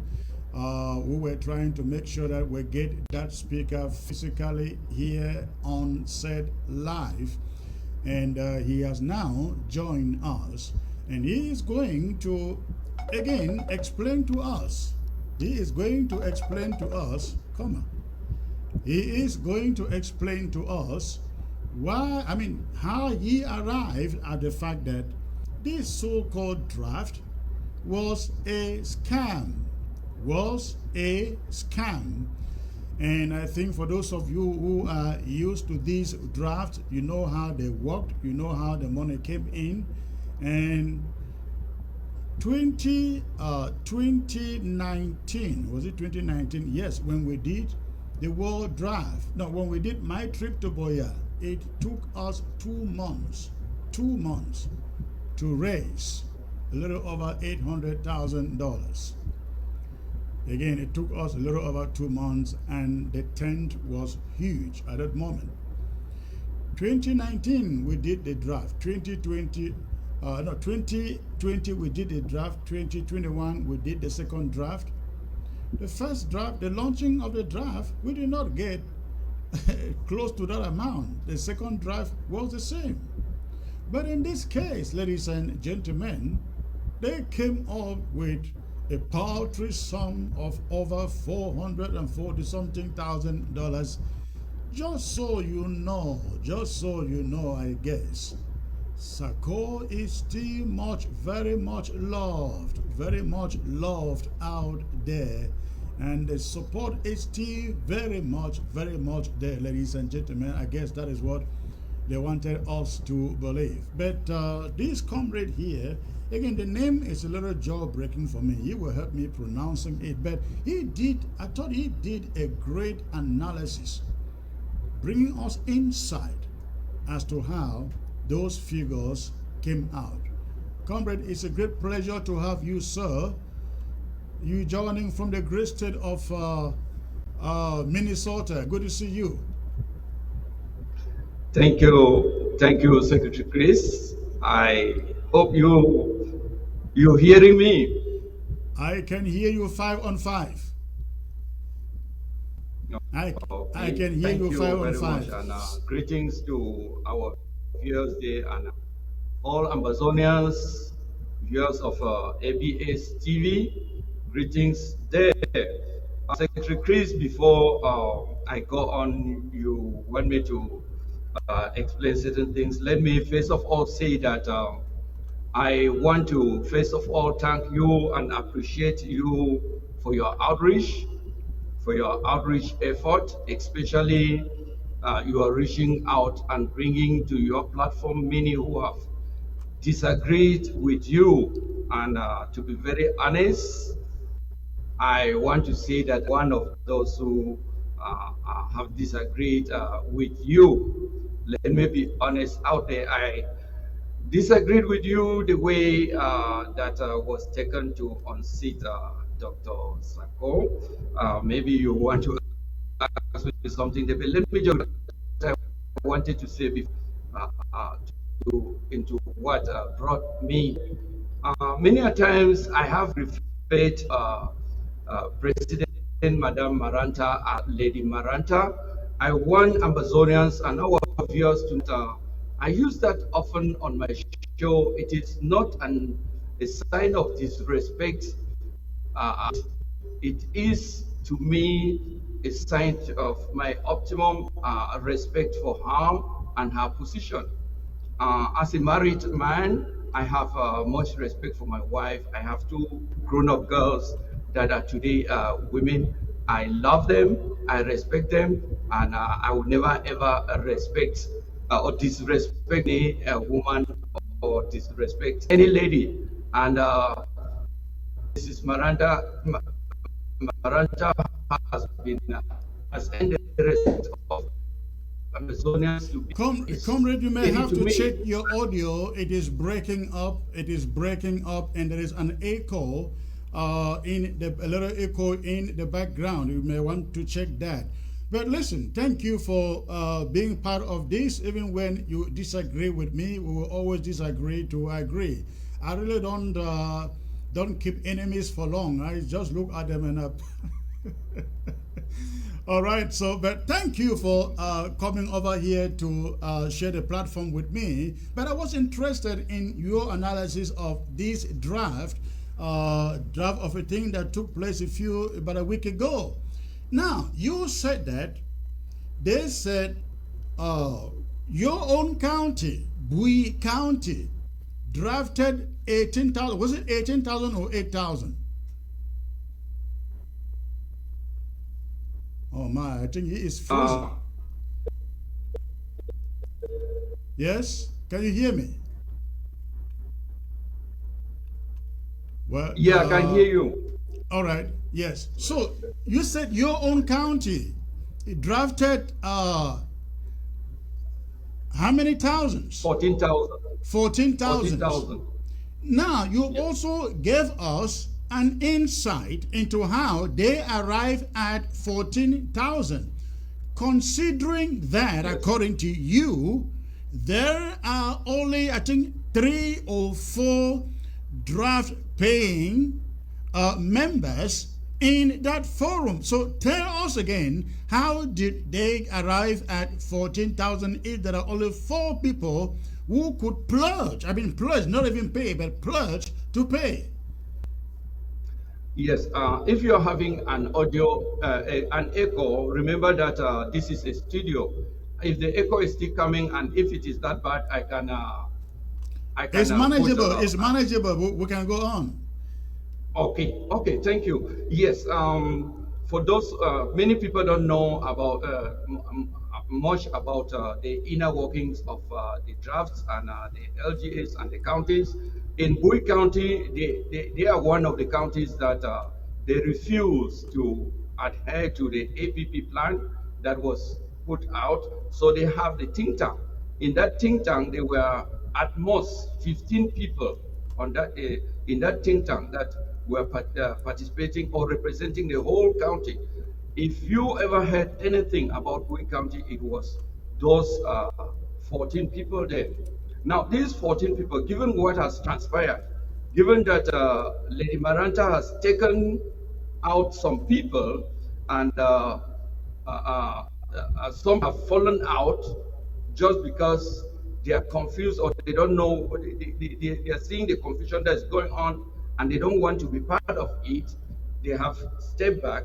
Now, in the county or in the think tank, which is the county itself or the county proper, they are now people there. But they now use the names of those who were in the think tank before, including those that have gone with Lady Maranta, those that have stepped back, that are no longer participating in the think tank affairs under SACO. They use those names and then they put them out there that these were Bui County members that have pledged and that have pledged, yes, who have drafted. Yes. That is very interesting. So if I may summarize it, this is what you are saying. The county forum, Bui County Forum, had a certain number of people who were there before Sako was impeached and removed. When Sako was impeached and removed, Iya Marianta came in. Those people, their names are still in that forum. The names were then counted as, even when they have left, they are with Iya Marianta, but their names are still counted in that forum as being ready to pay for the $1,000 draft. That's how they came out with 14,000. And that is not only for Bui, it is for the entire, all the 13 counties in Amazonia. That's how they came out with all those figures that they put out it. One thing I have to make clear here, when I made these outings, these shows, somebody reached to me, people reached out to me, and they were trying to explain. And I said that this is an estimation. It is a projection that they always do every year. I am not saying that people should not draft, but I'm saying that if we look at where we are now and what we have at hand, it is a means that they want to use, come out there and maybe get some money from people, or just try maybe a show of face that they can still draft this amount of money despite what is going on. But you and me, we know the reality of what is going on under Dr. Sako now. Well, if that was what they did, then so in your own county, how many people are active with Sako? You said 4 of them. No, I have intelligence from inside. I am sorry that I can't project it, or I didn't project it on that day. They are at most 3 people. 3. Oh, 3 people. And yes, and these 3 can be the county chair, Shea Yimbo. These 3 will be the county chair, Shea Yimbo, Dr. Yaya, and Evis Bekijika. The rest of the people that are sitting in there, nobody is ready. I've talked to a lot of people. I've had discussion with them, and they say that they can't. They are not in there. They're just there. I even say, if you are not there, some of them are even they're waiting to be kicked out or to be sent out from that group. You know, the operating the method of Dr. Sako's followers is that if you disagree with them, they kick you out. So some of them are sitting in there and they're waiting for them to kick them out.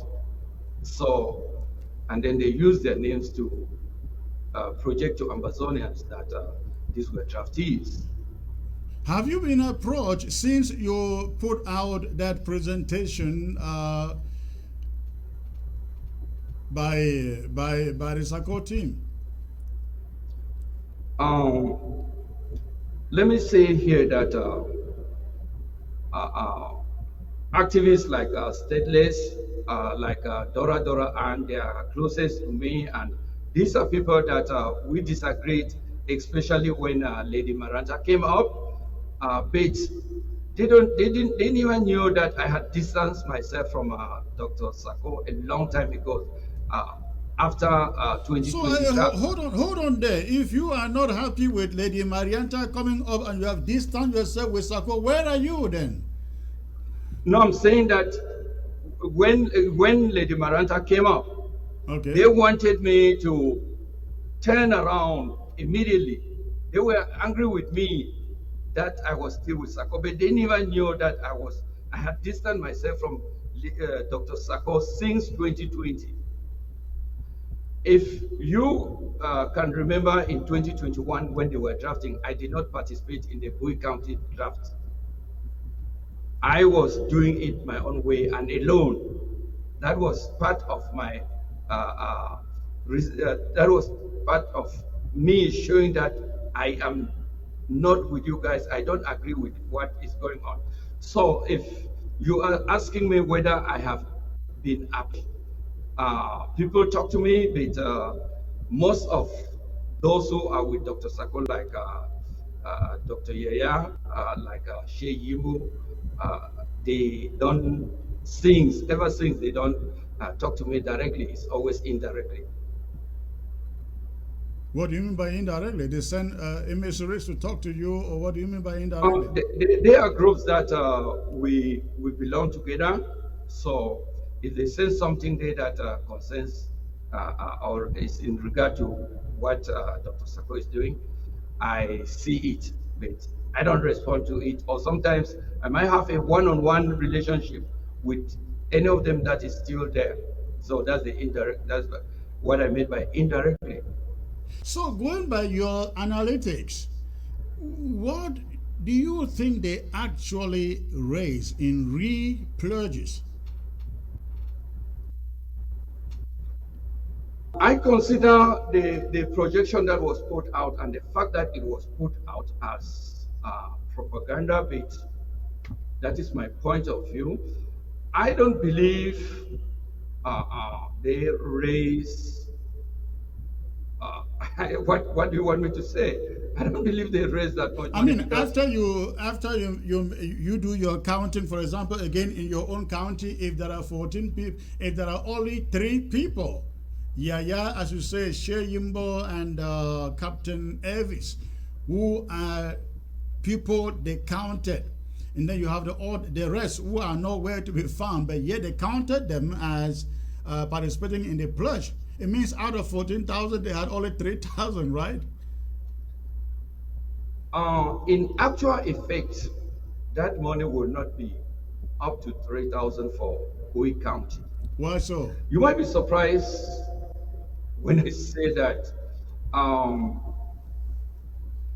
Captain Elvis is somebody who is not known for drafting, even though he pledges.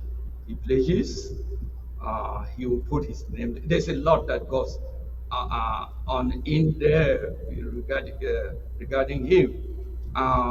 Shea Yimbo, I'm having doubts about his allegiance to Dr. Sako, but I'm not certain. And I've seen him in places that if he were with Dr. Sako, he would not be where I saw him. So I cannot say for a fact or for certain, but putting my odds together, I think if we go by the 3 of them, only Dr. Yaya will be drafting for the chief of staff, right? Yes, I don't know. I long lost connection with them with those positions, with those those positions they have, or they take upon themselves, and they're out there like this or that. So I understand that you live in the same town with supposed vice president. He never reached out to you? Ate never reached out to you to say, how can you do this? Secretary Chris, I must say that Mr. Eric Ate is a personal friend, a family friend, and I would have loved for him to put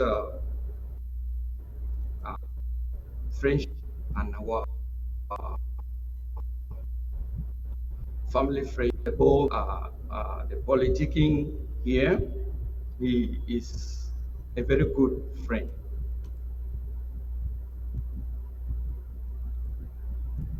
Okay, all right.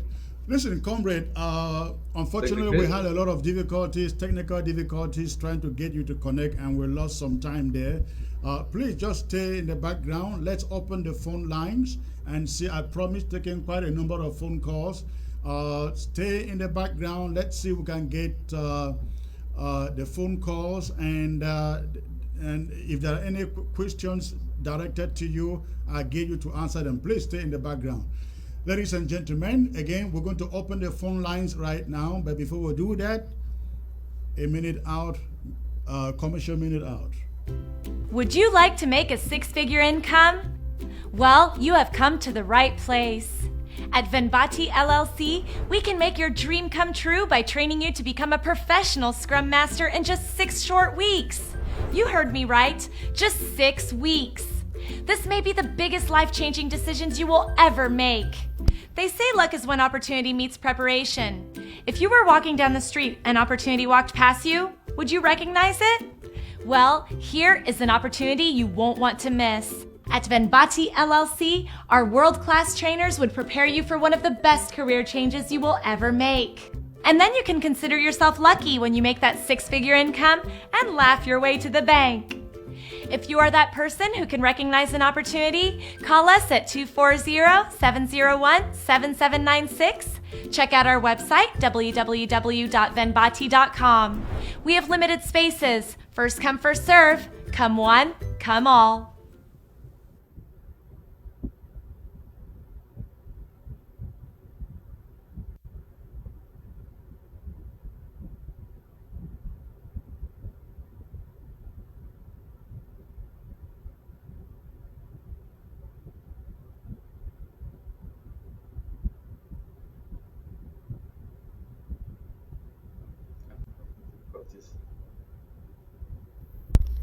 again, sorry, ladies and gentlemen. Hold on, Mr. Nanchop. My microphone was shut down. Again, the phone lines are open. Please, before you call, make sure that you shut down your your television set. Make sure you shut down your television set before you call. Shut down the volume, not the television itself. Mr. Nanchop, how are you, sir? Good afternoon to you, Secretary Chris. I'm fine, and of course, greetings to my beloved brother on the studio, TJ. Thank you. Good to hear your voice. Thank you, Secretary Chris. An excellent show. Again, I'm very glad to see Comrade TJ on the phone, with whom I've had a lot of private discussions.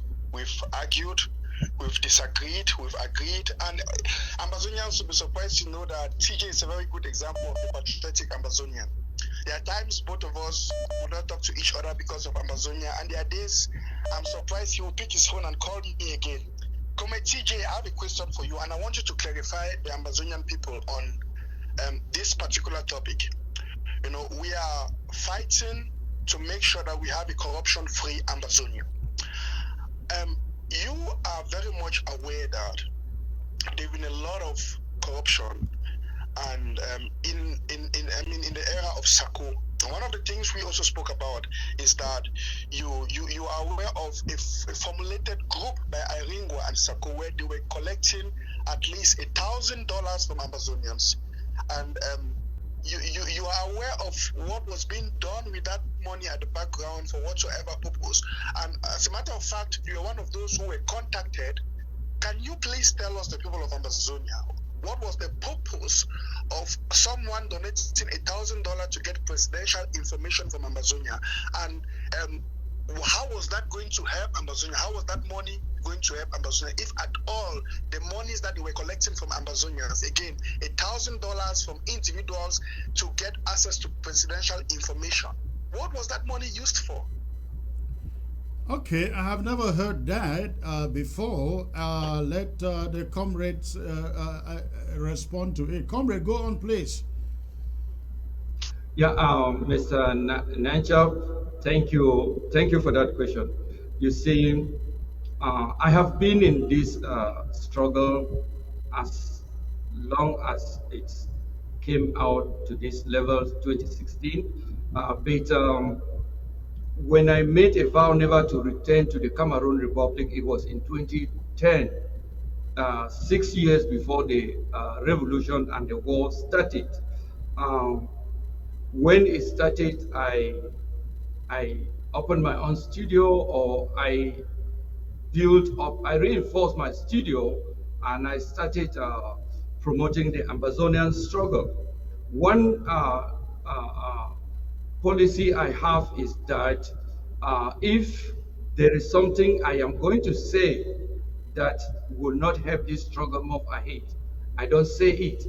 And I try as much as possible to say only those things or those positive things that can move our struggle ahead. And I don't go into certain details that can bring us back, or can cause infighting, can cause division, or can make us not talking or wanting to see each other. So as for the $1,000 that was demanded to get first-hand information or presidential information, I consider that a negative aspect that cannot move our revolution ahead. And my comments there, I reserve it, please. Comrade, if I can understand you, what Mr. Nanchop had just said is that you are privy to some money that was being paid to have presidential access, and that amount of money, without going into whatever it was $1,000. Is that what we're hearing here? It was soliciting money, an amount of money like that, for presidential or first-hand information. When you say, what do you mean by first-hand information? Who was demanding first-hand information? Again, Secretary Chris, like I said, I'm telling Namjob, Mr. Namjob, I hope he understand. You understand with me, and Amazonians, you bear with me. There are certain things that you send out there, they will affect our Comrade, what I'm reputation trying to find out negatively. is we want to make sure this wasn't a compromising situation where our enemy is saying, I will pay whatever I can to get to that person or speak to that person or get some information from that person, or was this some other people within our ranks, Amazonian diaspora, saying, hey, I will give $1,000 to meet whoever they wanted to get to meet? Yes, it was Amazonians within the ranks of the interim government that were asking for this $1,000 in order to give first-hand information to people that wanted to pay that amount of money. All right. Mr. Nanchop, I hope, were you able to get his explanation? I was able to get his explanation, but the reason for this question is this. Secretary Chris, you hit the hammer on the nail. This is the point. Little do Amazonians know that our struggle was long sold by Iringwa and Sako. I'm glad you have said one of those who is a victim, not a victim, who was contacted by this cabal, that they were selling presidential information. I'm paraphrasing. Maybe they did not use the word selling, but they were literally collecting money from people, thousands of dollars. And my brother on set cannot deny that because he himself is a witness. He was contacted, and I've spoken to many Amazonians that they were collecting money from them in the pretext of selling them presidential information. Secretary Chris, you rightly said, a La Republic agent is willing to give any amount of money to get information and core information about our struggles. You will begin to understand why, at a certain degree, we had fighters dying, because whenever things were being planned, I presume those who were privileged to give this $1,000 or thousands of dollars had information about almost every project we wanted to carry out. So it brought us as Amazonians to a position where every step we took was in jeopardy. Reasons why a lot of failures were encountered under the regime of Sako. I brought up this topic not because I wanted to raise negativity, but at least this is one of those information that the Amazonian people need to know why the regime of Sako could never succeed, because it was a regime that sold the struggle. In comparison to the present regime, where we are focused on accountability and action. So, Mr. Nanchop, you are also on TV. You are regularly there doing your shows. How come you never put out this information since then? Secretary Chris, there are a lot of things that I've not yet put out. And you know how I work. You know, I'm more of an investigative person or activist. I take my time, Secretary Chris, and I don't want to talk about things where I cannot evidentially prove them. I just use this opportunity because CJ is one of those I've spoken to. He is a witness, and since you're already having him on set, I know he cannot deny his own words. That's why I'm using the opportunity to bring out this little piece of information. But what Amazonians can expect in the next weeks and months is huge, Secretary Chris. Amazonians will be shocked by what Sako did with this struggle. A man we gave our trust. This man had, in fact, is sad. I don't want to say those things today, but again, I'm just using the opportunity because we have a witness on set. All right. Thank you, sir. Thank you for the call. Thank you. All right. Okay, ladies and gentlemen, the line was held up there for a while. Go ahead and you make your calls. Okay, let's see who the next caller here is. Hello. Hello. Hello. Okay, the caller dropped. Let's see who is next. Hello. Hello, Mr. Chris. Hello, good evening, sir. Where are you calling from? Yeah, I'm calling from the state of Maryland, Chris. All right. What is the contribution? Yeah, my contribution is the pressure that the first thing is that you have TJ on the studio, and TJ over there TJ over there knows a lot of things that he has not even bring it out. He's a very discreet person, and he never talks too much. Just like Nachop said to himself, he is someone that think of every word that he has to say. And what I will have to add here is that he is sitting there like that, and is not doing enough work, because we should have had a working session yesterday to see how we are going to get Bui up and running like people from Bui, not like politicians from Bui, to make sure that everything is working in Bui the way a Bui man should like and want it to be. Because the situation now in Bui is that which a lot of distraction is all over the whole place. People are not paying attention, and the Bui man is lost in that kind of distraction. And now we are trying to bring them out so that they come out and begin and start thinking how a Bui person should be, what a Bui person can do in a situation like this. Because we have a lot of things going on in Bui. People are dying, they are killing our soldiers and all whatnot. There's even confusion among the soldier. We don't want the soldier from Bui to have anything to argue with his brother. Then that's not the reason for which we are fighting for Ambazonia. All right, I think that is something that can be taken care of internally by you guys from the county, isn't it? No, this is an open, and I'm also passing it as a message for everyone who is of Bui extraction, that we are going to have an open Zoom meeting on Sunday at 7 p.m. Ambazonia time. Okay. So Secretary County Chris. will be having an open Zoom meeting on Sunday, 7 p.m. Amba, right? Yes. All right. I hope that the message reaches to everyone out there. Thank you for the call. Thank you, too. All right. Okay, let's see. I know many people cannot call through because of the long calls. Go ahead and call, ladies and gentlemen. The line is open. Go ahead and call. Okay. All right, doctor, go back and call. Okay, let's see. Diaspora calling. Hello. Hello, Secretary Chris. Hello, sir. Where are you calling from? I'm calling from Minnesota. Okay, sir. And what is your contribution? Yeah, I just have a question.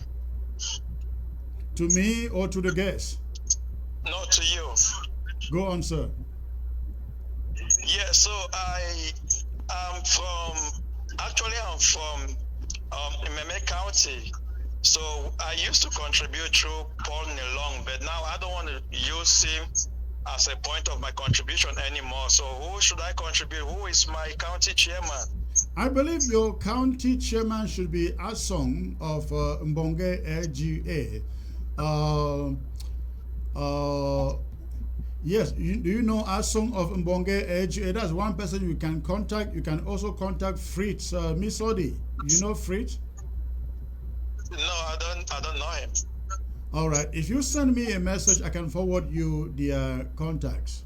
Send me a message because I will not remember your phone number because of many other numbers coming after yours. But if you send a message, I can then forward their numbers to you. All right. Thank you very much, Chris. I will. Thank you for the good work as well. God bless you. Thank you. All right. Hello. Hello, Secretary Chris. Hello, good evening, sir. This is Gabon. Am I correct? No, it's Fiji. Equatorial Guinea. Oh, Equatorial Guinea. Okay. I thought Gabon is 240. All right. How are you doing today, sir? No. sir. I wanted to contribute something, sir. Go on, sir. Go on. Yeah, what I'm asking that, yes, I want to ask that the government of our President Marietta, is it, what can I put it? I want to ask if there's another government that is challenging that government, or because I'm hearing people are talking of Sako.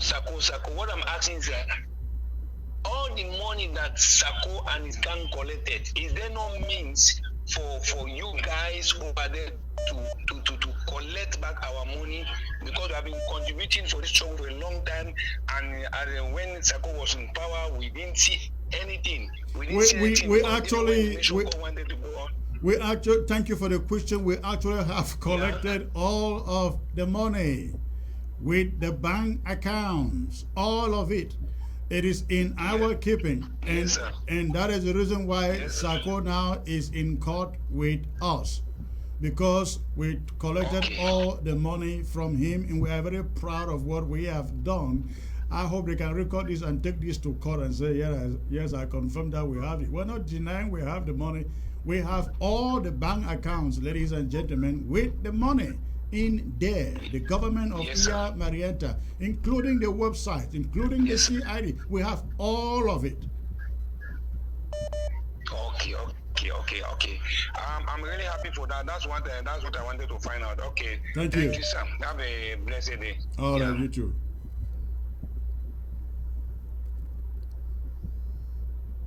The first caller from ground zero. Hello. Hello. Yeah. Good afternoon, sir. Good afternoon, sir. Calling from Abakwa. Am I correct? You are right. You are correct, Bakwa. How come many people try to get through, they never get through, but you always get through every show? It's because the passion, the obsession I have for this Amazonian cause. You just keep on hitting the call button until it gets to you, correct? Something like that. All right, your contribution, please. Yes, so I just want to find out what has been done with respect to those men that were arrested from Oko. The Secretary of Defense said that if those guys were not released, from the phone will be arrested to compare those criminals to release them. No Francophone has been arrested. We don't know where those guys are.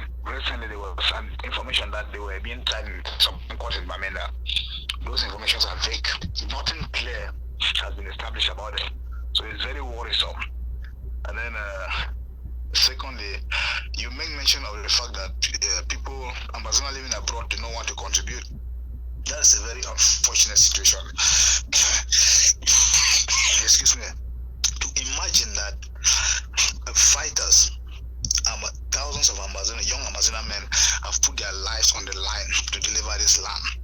And then people are living abroad. So what about us, Amazonians, who are facing all sorts of intimidation, savagery from these Francophones? This is sacrifice on our part to redeem the land. And then people are living abroad, overseas. They don't care. They don't care to contribute for this cause. It is unbelievable. It is unbelievable. It has never happened in any revolution like that. But let me say this: the independence of Amazonia is inevitable. It's unstoppable. We are going to go to Amaz. We are going to go to Boya. Yes, and sincerely, it will not be easy. It will not be easy for those people, those Amazonians who are living abroad, who are making money. We have heard that many are saying that you are doing. We don't care about this. We don't care about that. And they will never belong to those countries. Their pregnancy is to belong in. So it is disheartening to hear that people who can contribute 100,000 francs to President Ira Marata in a few months. That is peanuts. That is cheap. All right, absolutely. Thank you. Your audio quality is not the best, but I think we get your point. And we hope that Ambazonians in the diaspora, they listen to you, those of you from ground zero, and I hope they feel your pain because, again, as you said it, we are not going to surrender. It's a matter of time because we're at a point where we don't give up. Thank you. Thank you for the call. Okay.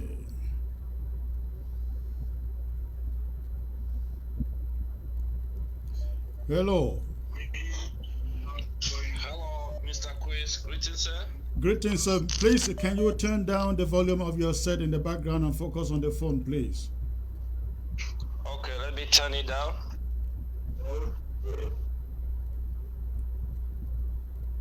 Hope you are getting me now. It's better now. Go on, please. Where are you calling from?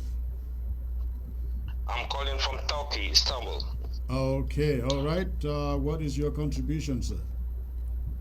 Yeah, I've been following you throughout the Amazonian War of Independence. I do appreciate you. But I have one problem. I do not accept what the IG Sako did for the embezzlement of all the funds that have been contributed for him. Now, Mr. Quiz, I want to ask you one question about the way forward of the new IG of Aya Marenta, because most of my time, I do see most of us, we come on social media, rather than putting the way forward, we always keep lamenting on Sako of all the embezzlement. What is the way forward now? Because Sako have already embezzled the money. I'm feeling happy because you just clarify us that you people have recovered the fund. Now that you people have recovered those funds, how are you people doing in order to channel the money to the fighters? Was this money contributed just to be hanging around or putting into one bank to another bank? Now that you people have recovered this money, what is the way forward so that the fighters on the ground can receive this money and proceed with the fight? Okay, another second. All right, let me take care of that. Let me take care of that. Yes, we've recovered the money, but unfortunately, television is not where we come and sit and explain to people what we want to do with money in our keeping. When we put the money into use, you will definitely see the action and not see where we are putting the money. So you can rest assured that money will be put into use at the right moment, and you will see the results. Okay, thank you for your kind response, sir. Another question, sir. Well, from the way the IG is operating, they come up with the county by county, LGL by LGL strategy. But when you find now, you realize to see most of the IGs, they are now focused only on Bui. Focus on what? They now focus on what? On Bui. Okay. On Bui County. What do you mean by that? Okay. Because when you see most of the conversation, they always talk only about the Bui County. No, that is not true. If you listen to me, even on this show from the beginning, you heard me mention Bali, Indok, Libialem, Manu. You heard. Okay. If you listen to me from the, I'm talking about places where action is taking place. So it's not just Bui. If we mention Bui, maybe 2, 3, 4 times, it is because recent action took place there. You cannot avoid that. Okay. You have clarified me on that part. Okay. What about other counties that you don't see fight going there? What about them? Yeah, because like Bui. You also, I'm sure, I don't think you joined the show from the beginning. You heard me also say that we have issues or problems in Fako, in Nkambe, in Womb area where not much fighting is taking place. But I said that they say Rome wasn't built on a day. We will get there, right? That's what I said from the beginning. Okay, thanks for that clarification also. All right. Thank you for the call. I need to take some other callers, please. Okay, move on, sir. Move on. Thank you. Thank you. Thank you for calling. All right, ladies and gentlemen, so many missed calls here. Go ahead and call. Go ahead and call. Unfortunately, many callers that I couldn't take their calls. Secretary Chris, if you can hear me, can I say something about through, please leave a message. If you can't call through, leave a message. Hello. Yeah, Secretary Chris, good evening. Good evening, sir. Where are you calling from? From the Northern Zone. Okay, and what is your contribution? Yeah, I want to thank you so much for the great work that you are doing. Thank you. For the Amazonian people. Thank you. What is in your mind? I saw a write-up. I saw a write-up. Probably something you wrote on the screen, talking about recovering some pieces. I was very anxious to hear that you have recovered APC something. I don't know what is going on. And then with the issue of the SACO taking you to court, you already hear one allegations against him. That 1,000 francs that will be paid to get confidential, residential, something. We need to know what he was doing with what kind of information is that from the background where people will pay to get it. And that is already an allegation against him to prove that he had sold this thing long ago. He was not fighting for independence. That is, I mean, I guess that is why you wouldn't want to leave, right? Because again, if you are in this struggle selflessly, as some of us have been doing for the past 5 years and counting, and the moment comes and the people say, go, you say, no, I'm going to stay here till Boya. It's no longer, I mean, you are making some gains out of this, isn't it? Yes, actually. If it is volunteering, I don't see why anybody would want to remain in there. So what we are saying is, please let ABC be taken. It's our property. It's not his property. Absolutely. We are in the we have recovered everything, and I mean everything except ABC, and the process is on. Unfortunately, you know, ABC is not a bank account where you can do certain things and take it over.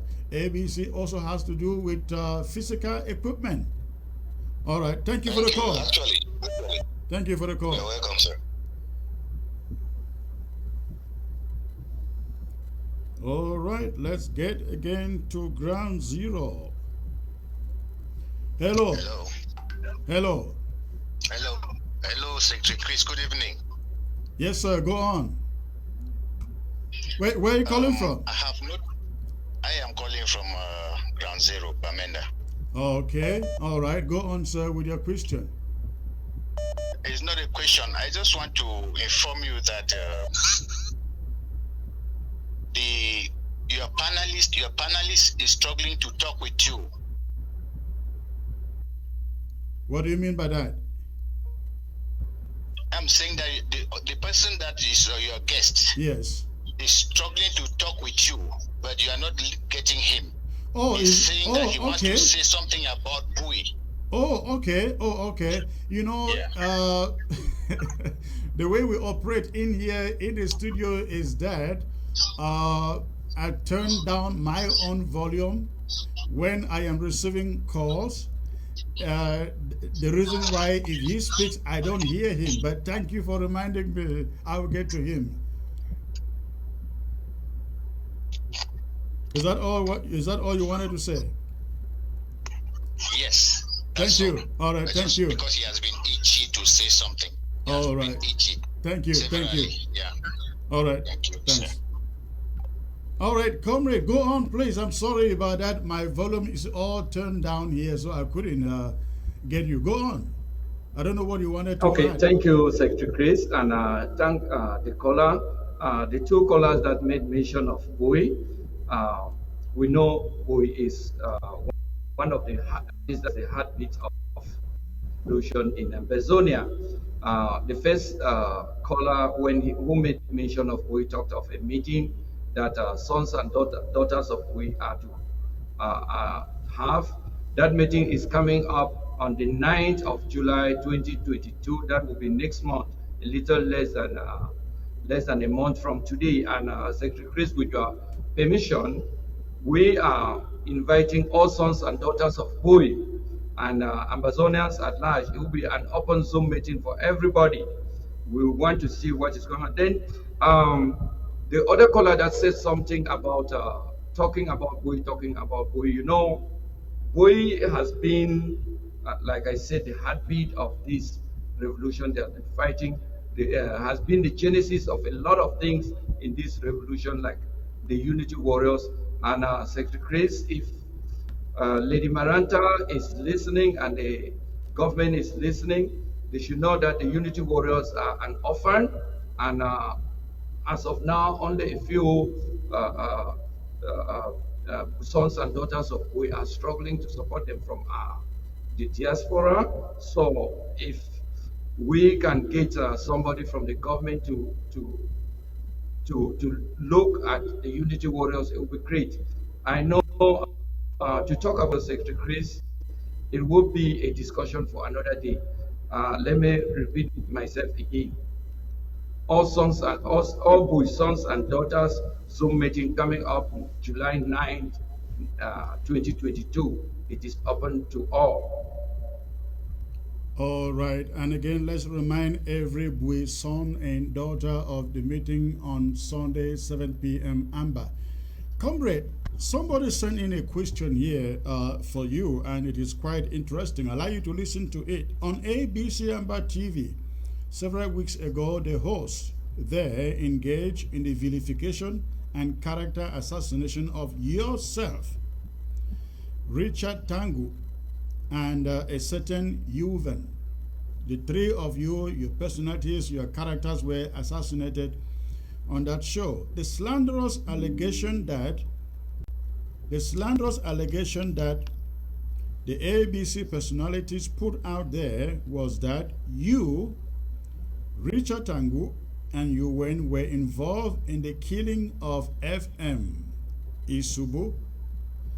Can TJ shed light on what he knows about FM Isubu, and does he want to disprove the troubling allegations that were laid against him and Richard and Yuven? Go on, sir. Yeah, and thank you for that opportunity, and thank the person who wrote that message. You see, this they have named, include and myself, the third person. We are open-minded people, and that's why they will name us that way.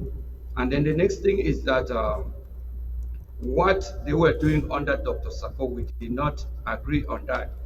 And as for Richard Tango, I don't know why he's coming in to be the top. I know there were some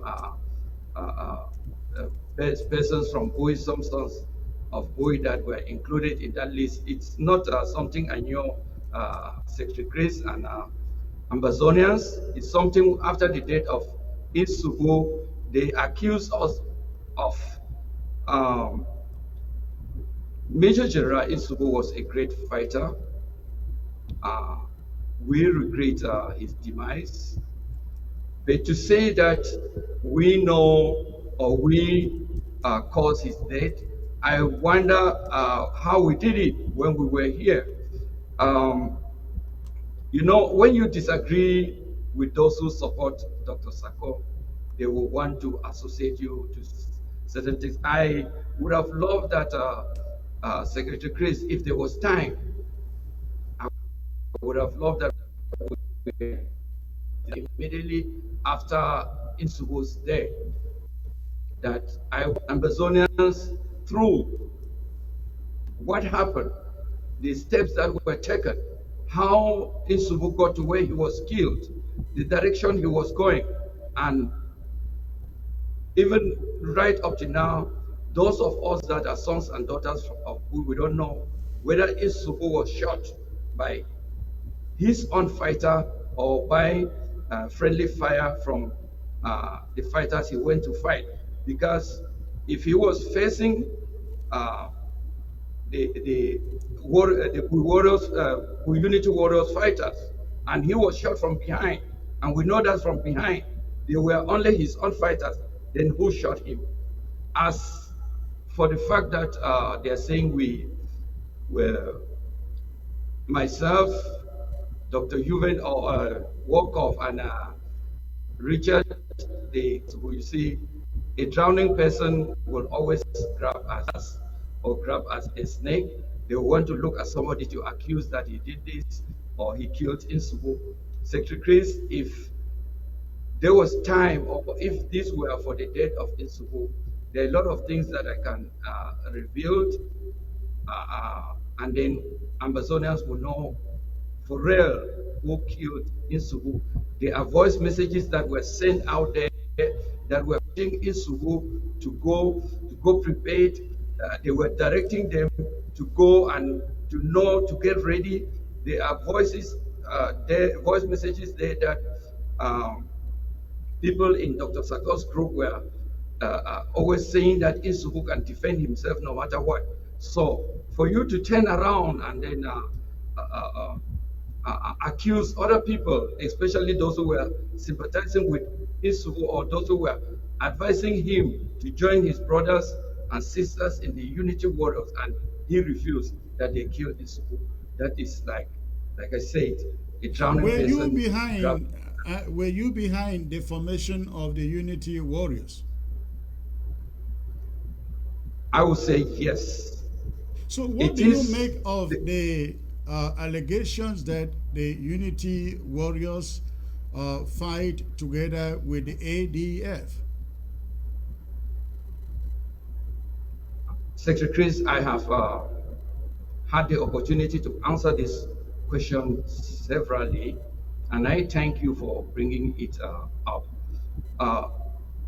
When I want to answer it, sometimes personally I put ahead as ADF in Bui is an illusion. It is an illusion that those who wanted it to be that way were using to extort money or to get money from Dr. Sako. If you followed up the Unity Warriors since the formation, it should be 7 months today. Where is that ADF? If they are fighting with them, I understand Lady Maranta's. But you are not saying that the ADF did not have forces in Bui, right? Because the name of the general is escaping my mind. Who was Major General Kapo? Yes. He became part of the Unity Warriors too, isn't he? And he is still there. He is there, and during the formation of the Unity Warriors, Secretary Chris, those of us that were, because we did not ask them to unite, we did not force them to unite, we gave our opinion and probably encouraged them if that was the best thing, because they are the ones wearing the shoes and they know where the shoe is pinching. During the formation of the Unity Warriors, our fingers were crossed, because if Major General Kapo, given what they had and the way the fighters had come together, Major General Kapo had been elected the Major General of Bui, they would have said that Bui now is under ADF, because they say he is ADF. They say he is ADF. So, but from who does Kapo take instructions?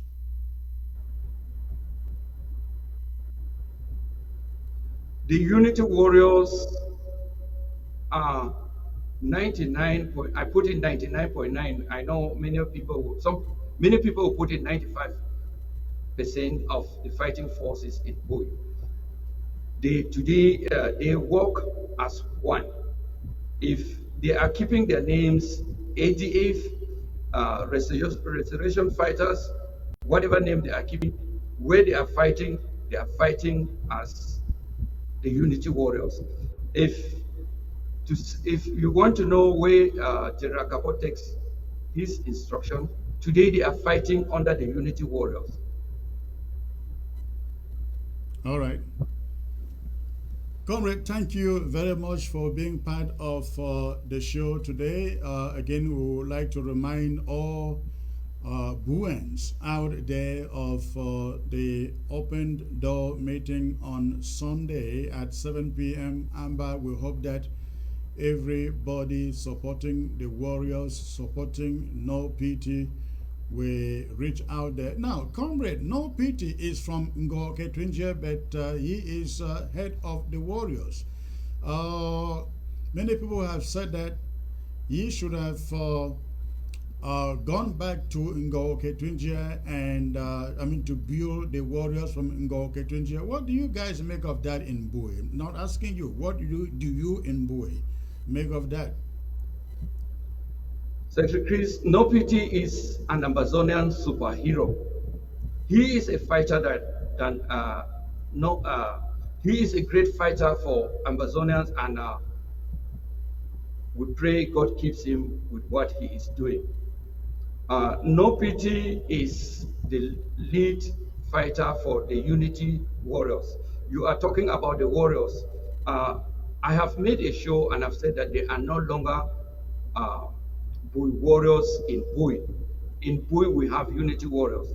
I'm not saying that after Isugu died, all the Bui Warriors under him, they are still remnants. They are insignificant.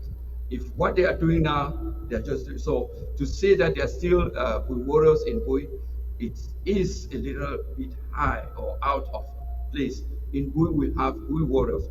No Pity is fighting as a field marshal who fights everywhere, and he is fighting using the tactics of our war, hit and run.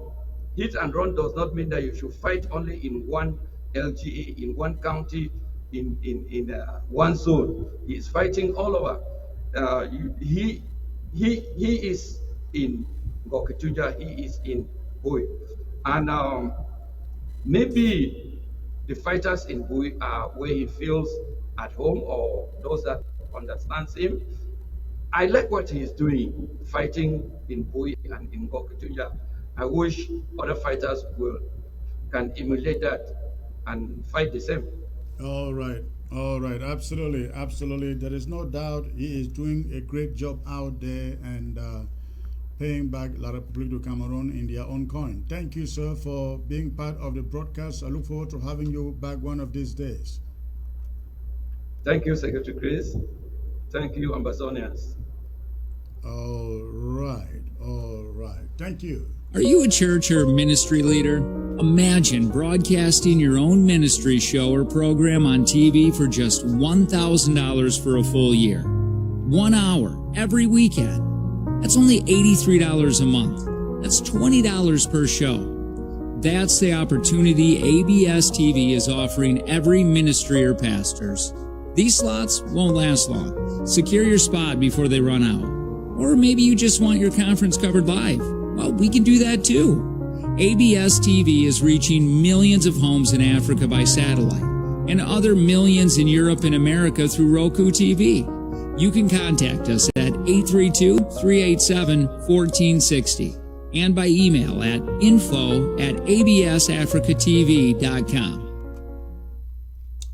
All right, ladies and gentlemen, that will be it for the night. But before I go, I like to remind you, let me see. Hello.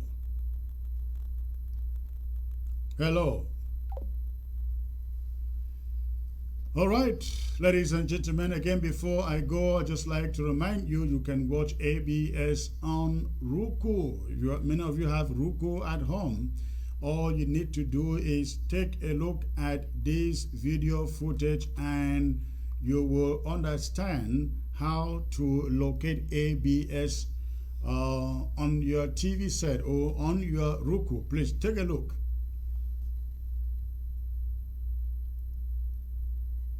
Press the home button on your remote. Use the arrow buttons to scroll down the menu to begin adding channels to your Roku device. Press the home button on your remote. Use the arrow buttons to scroll down the menu to streaming channels. This is the Roku channel store. Now press OK. From here, you can browse for channels by category as well as by genre. You can also select Search Channels to search for channels by name. Enter the name of the channel you want to add in the search bar. Channels that match what you entered will appear on the right. Navigate so the channel you wish to add is highlighted and press OK. You'll be taken to the Add Channel option. Press OK again to add the channel. If you created a PIN number when you set up your account, you may be asked to enter it. When the channel is finished being added to your device, press OK and you'll see the options for your new channel.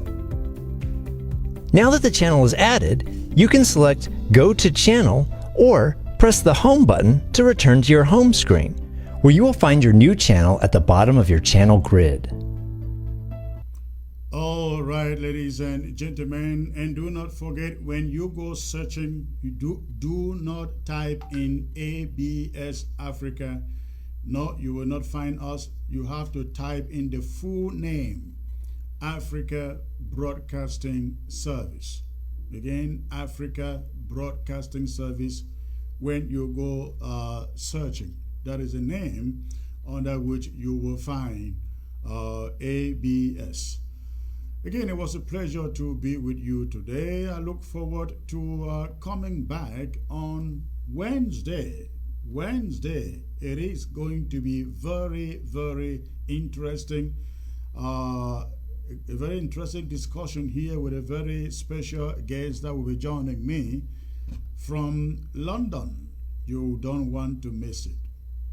Thank you for tuning in tonight. Don't forget, get it on Roku, and you will watch what is going on 24/7 here at ABS. Thank you again for tuning in. God bless you all and good night. Would you like to make a six-figure income? Well, you have come to the right place. At Venbati LLC, we can make your dream come true by training you to become a professional Scrum Master in just 6 short weeks. You heard me right, just 6 weeks. This may be the biggest life-changing decisions you will ever make. They say luck is when opportunity meets preparation. If you were walking down the street and opportunity walked past you, would you recognize it? Well, here is an opportunity you won't want to miss. At Venbati LLC, our world-class trainers would prepare you for one of the best career changes you will ever make. And then you can consider yourself lucky when you make that 6-figure income and laugh your way to the bank. If you are that person who can recognize an opportunity, call us at 240-701-7796. Check out our website, www.venbati.com. We have limited spaces. First come, first serve. Come one, come all. Would you like to make a 6-figure income? Well, you have come to the right place. At Venbati LLC, we can make your dream come true by training you to become a professional Scrum Master in just 6 short weeks. You heard me right, just 6 weeks. This may be the biggest life-changing decisions you will ever make. They say luck is when opportunity meets preparation. If you were walking down the street and opportunity walked past you, would you recognize it? Well, here is an opportunity you won't want to miss. At Venbati LLC, our world-class trainers would prepare you for one of the best career changes you will ever make. And then you can consider yourself lucky when you make that 6-figure income and laugh your way to the bank. If you are that person who can recognize an opportunity, call us at 240-701-7796. Check out our website, www.venbati.com. We have limited spaces. First come, first serve. Come one, come all.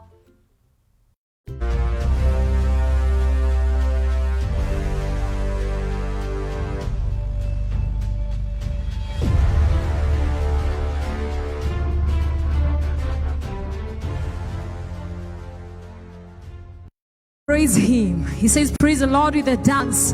And that's what we're about to do today. That's what we're doing today.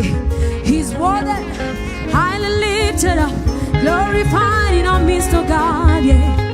Oh, yeah. One more time. Yeah. Yeah. Yeah.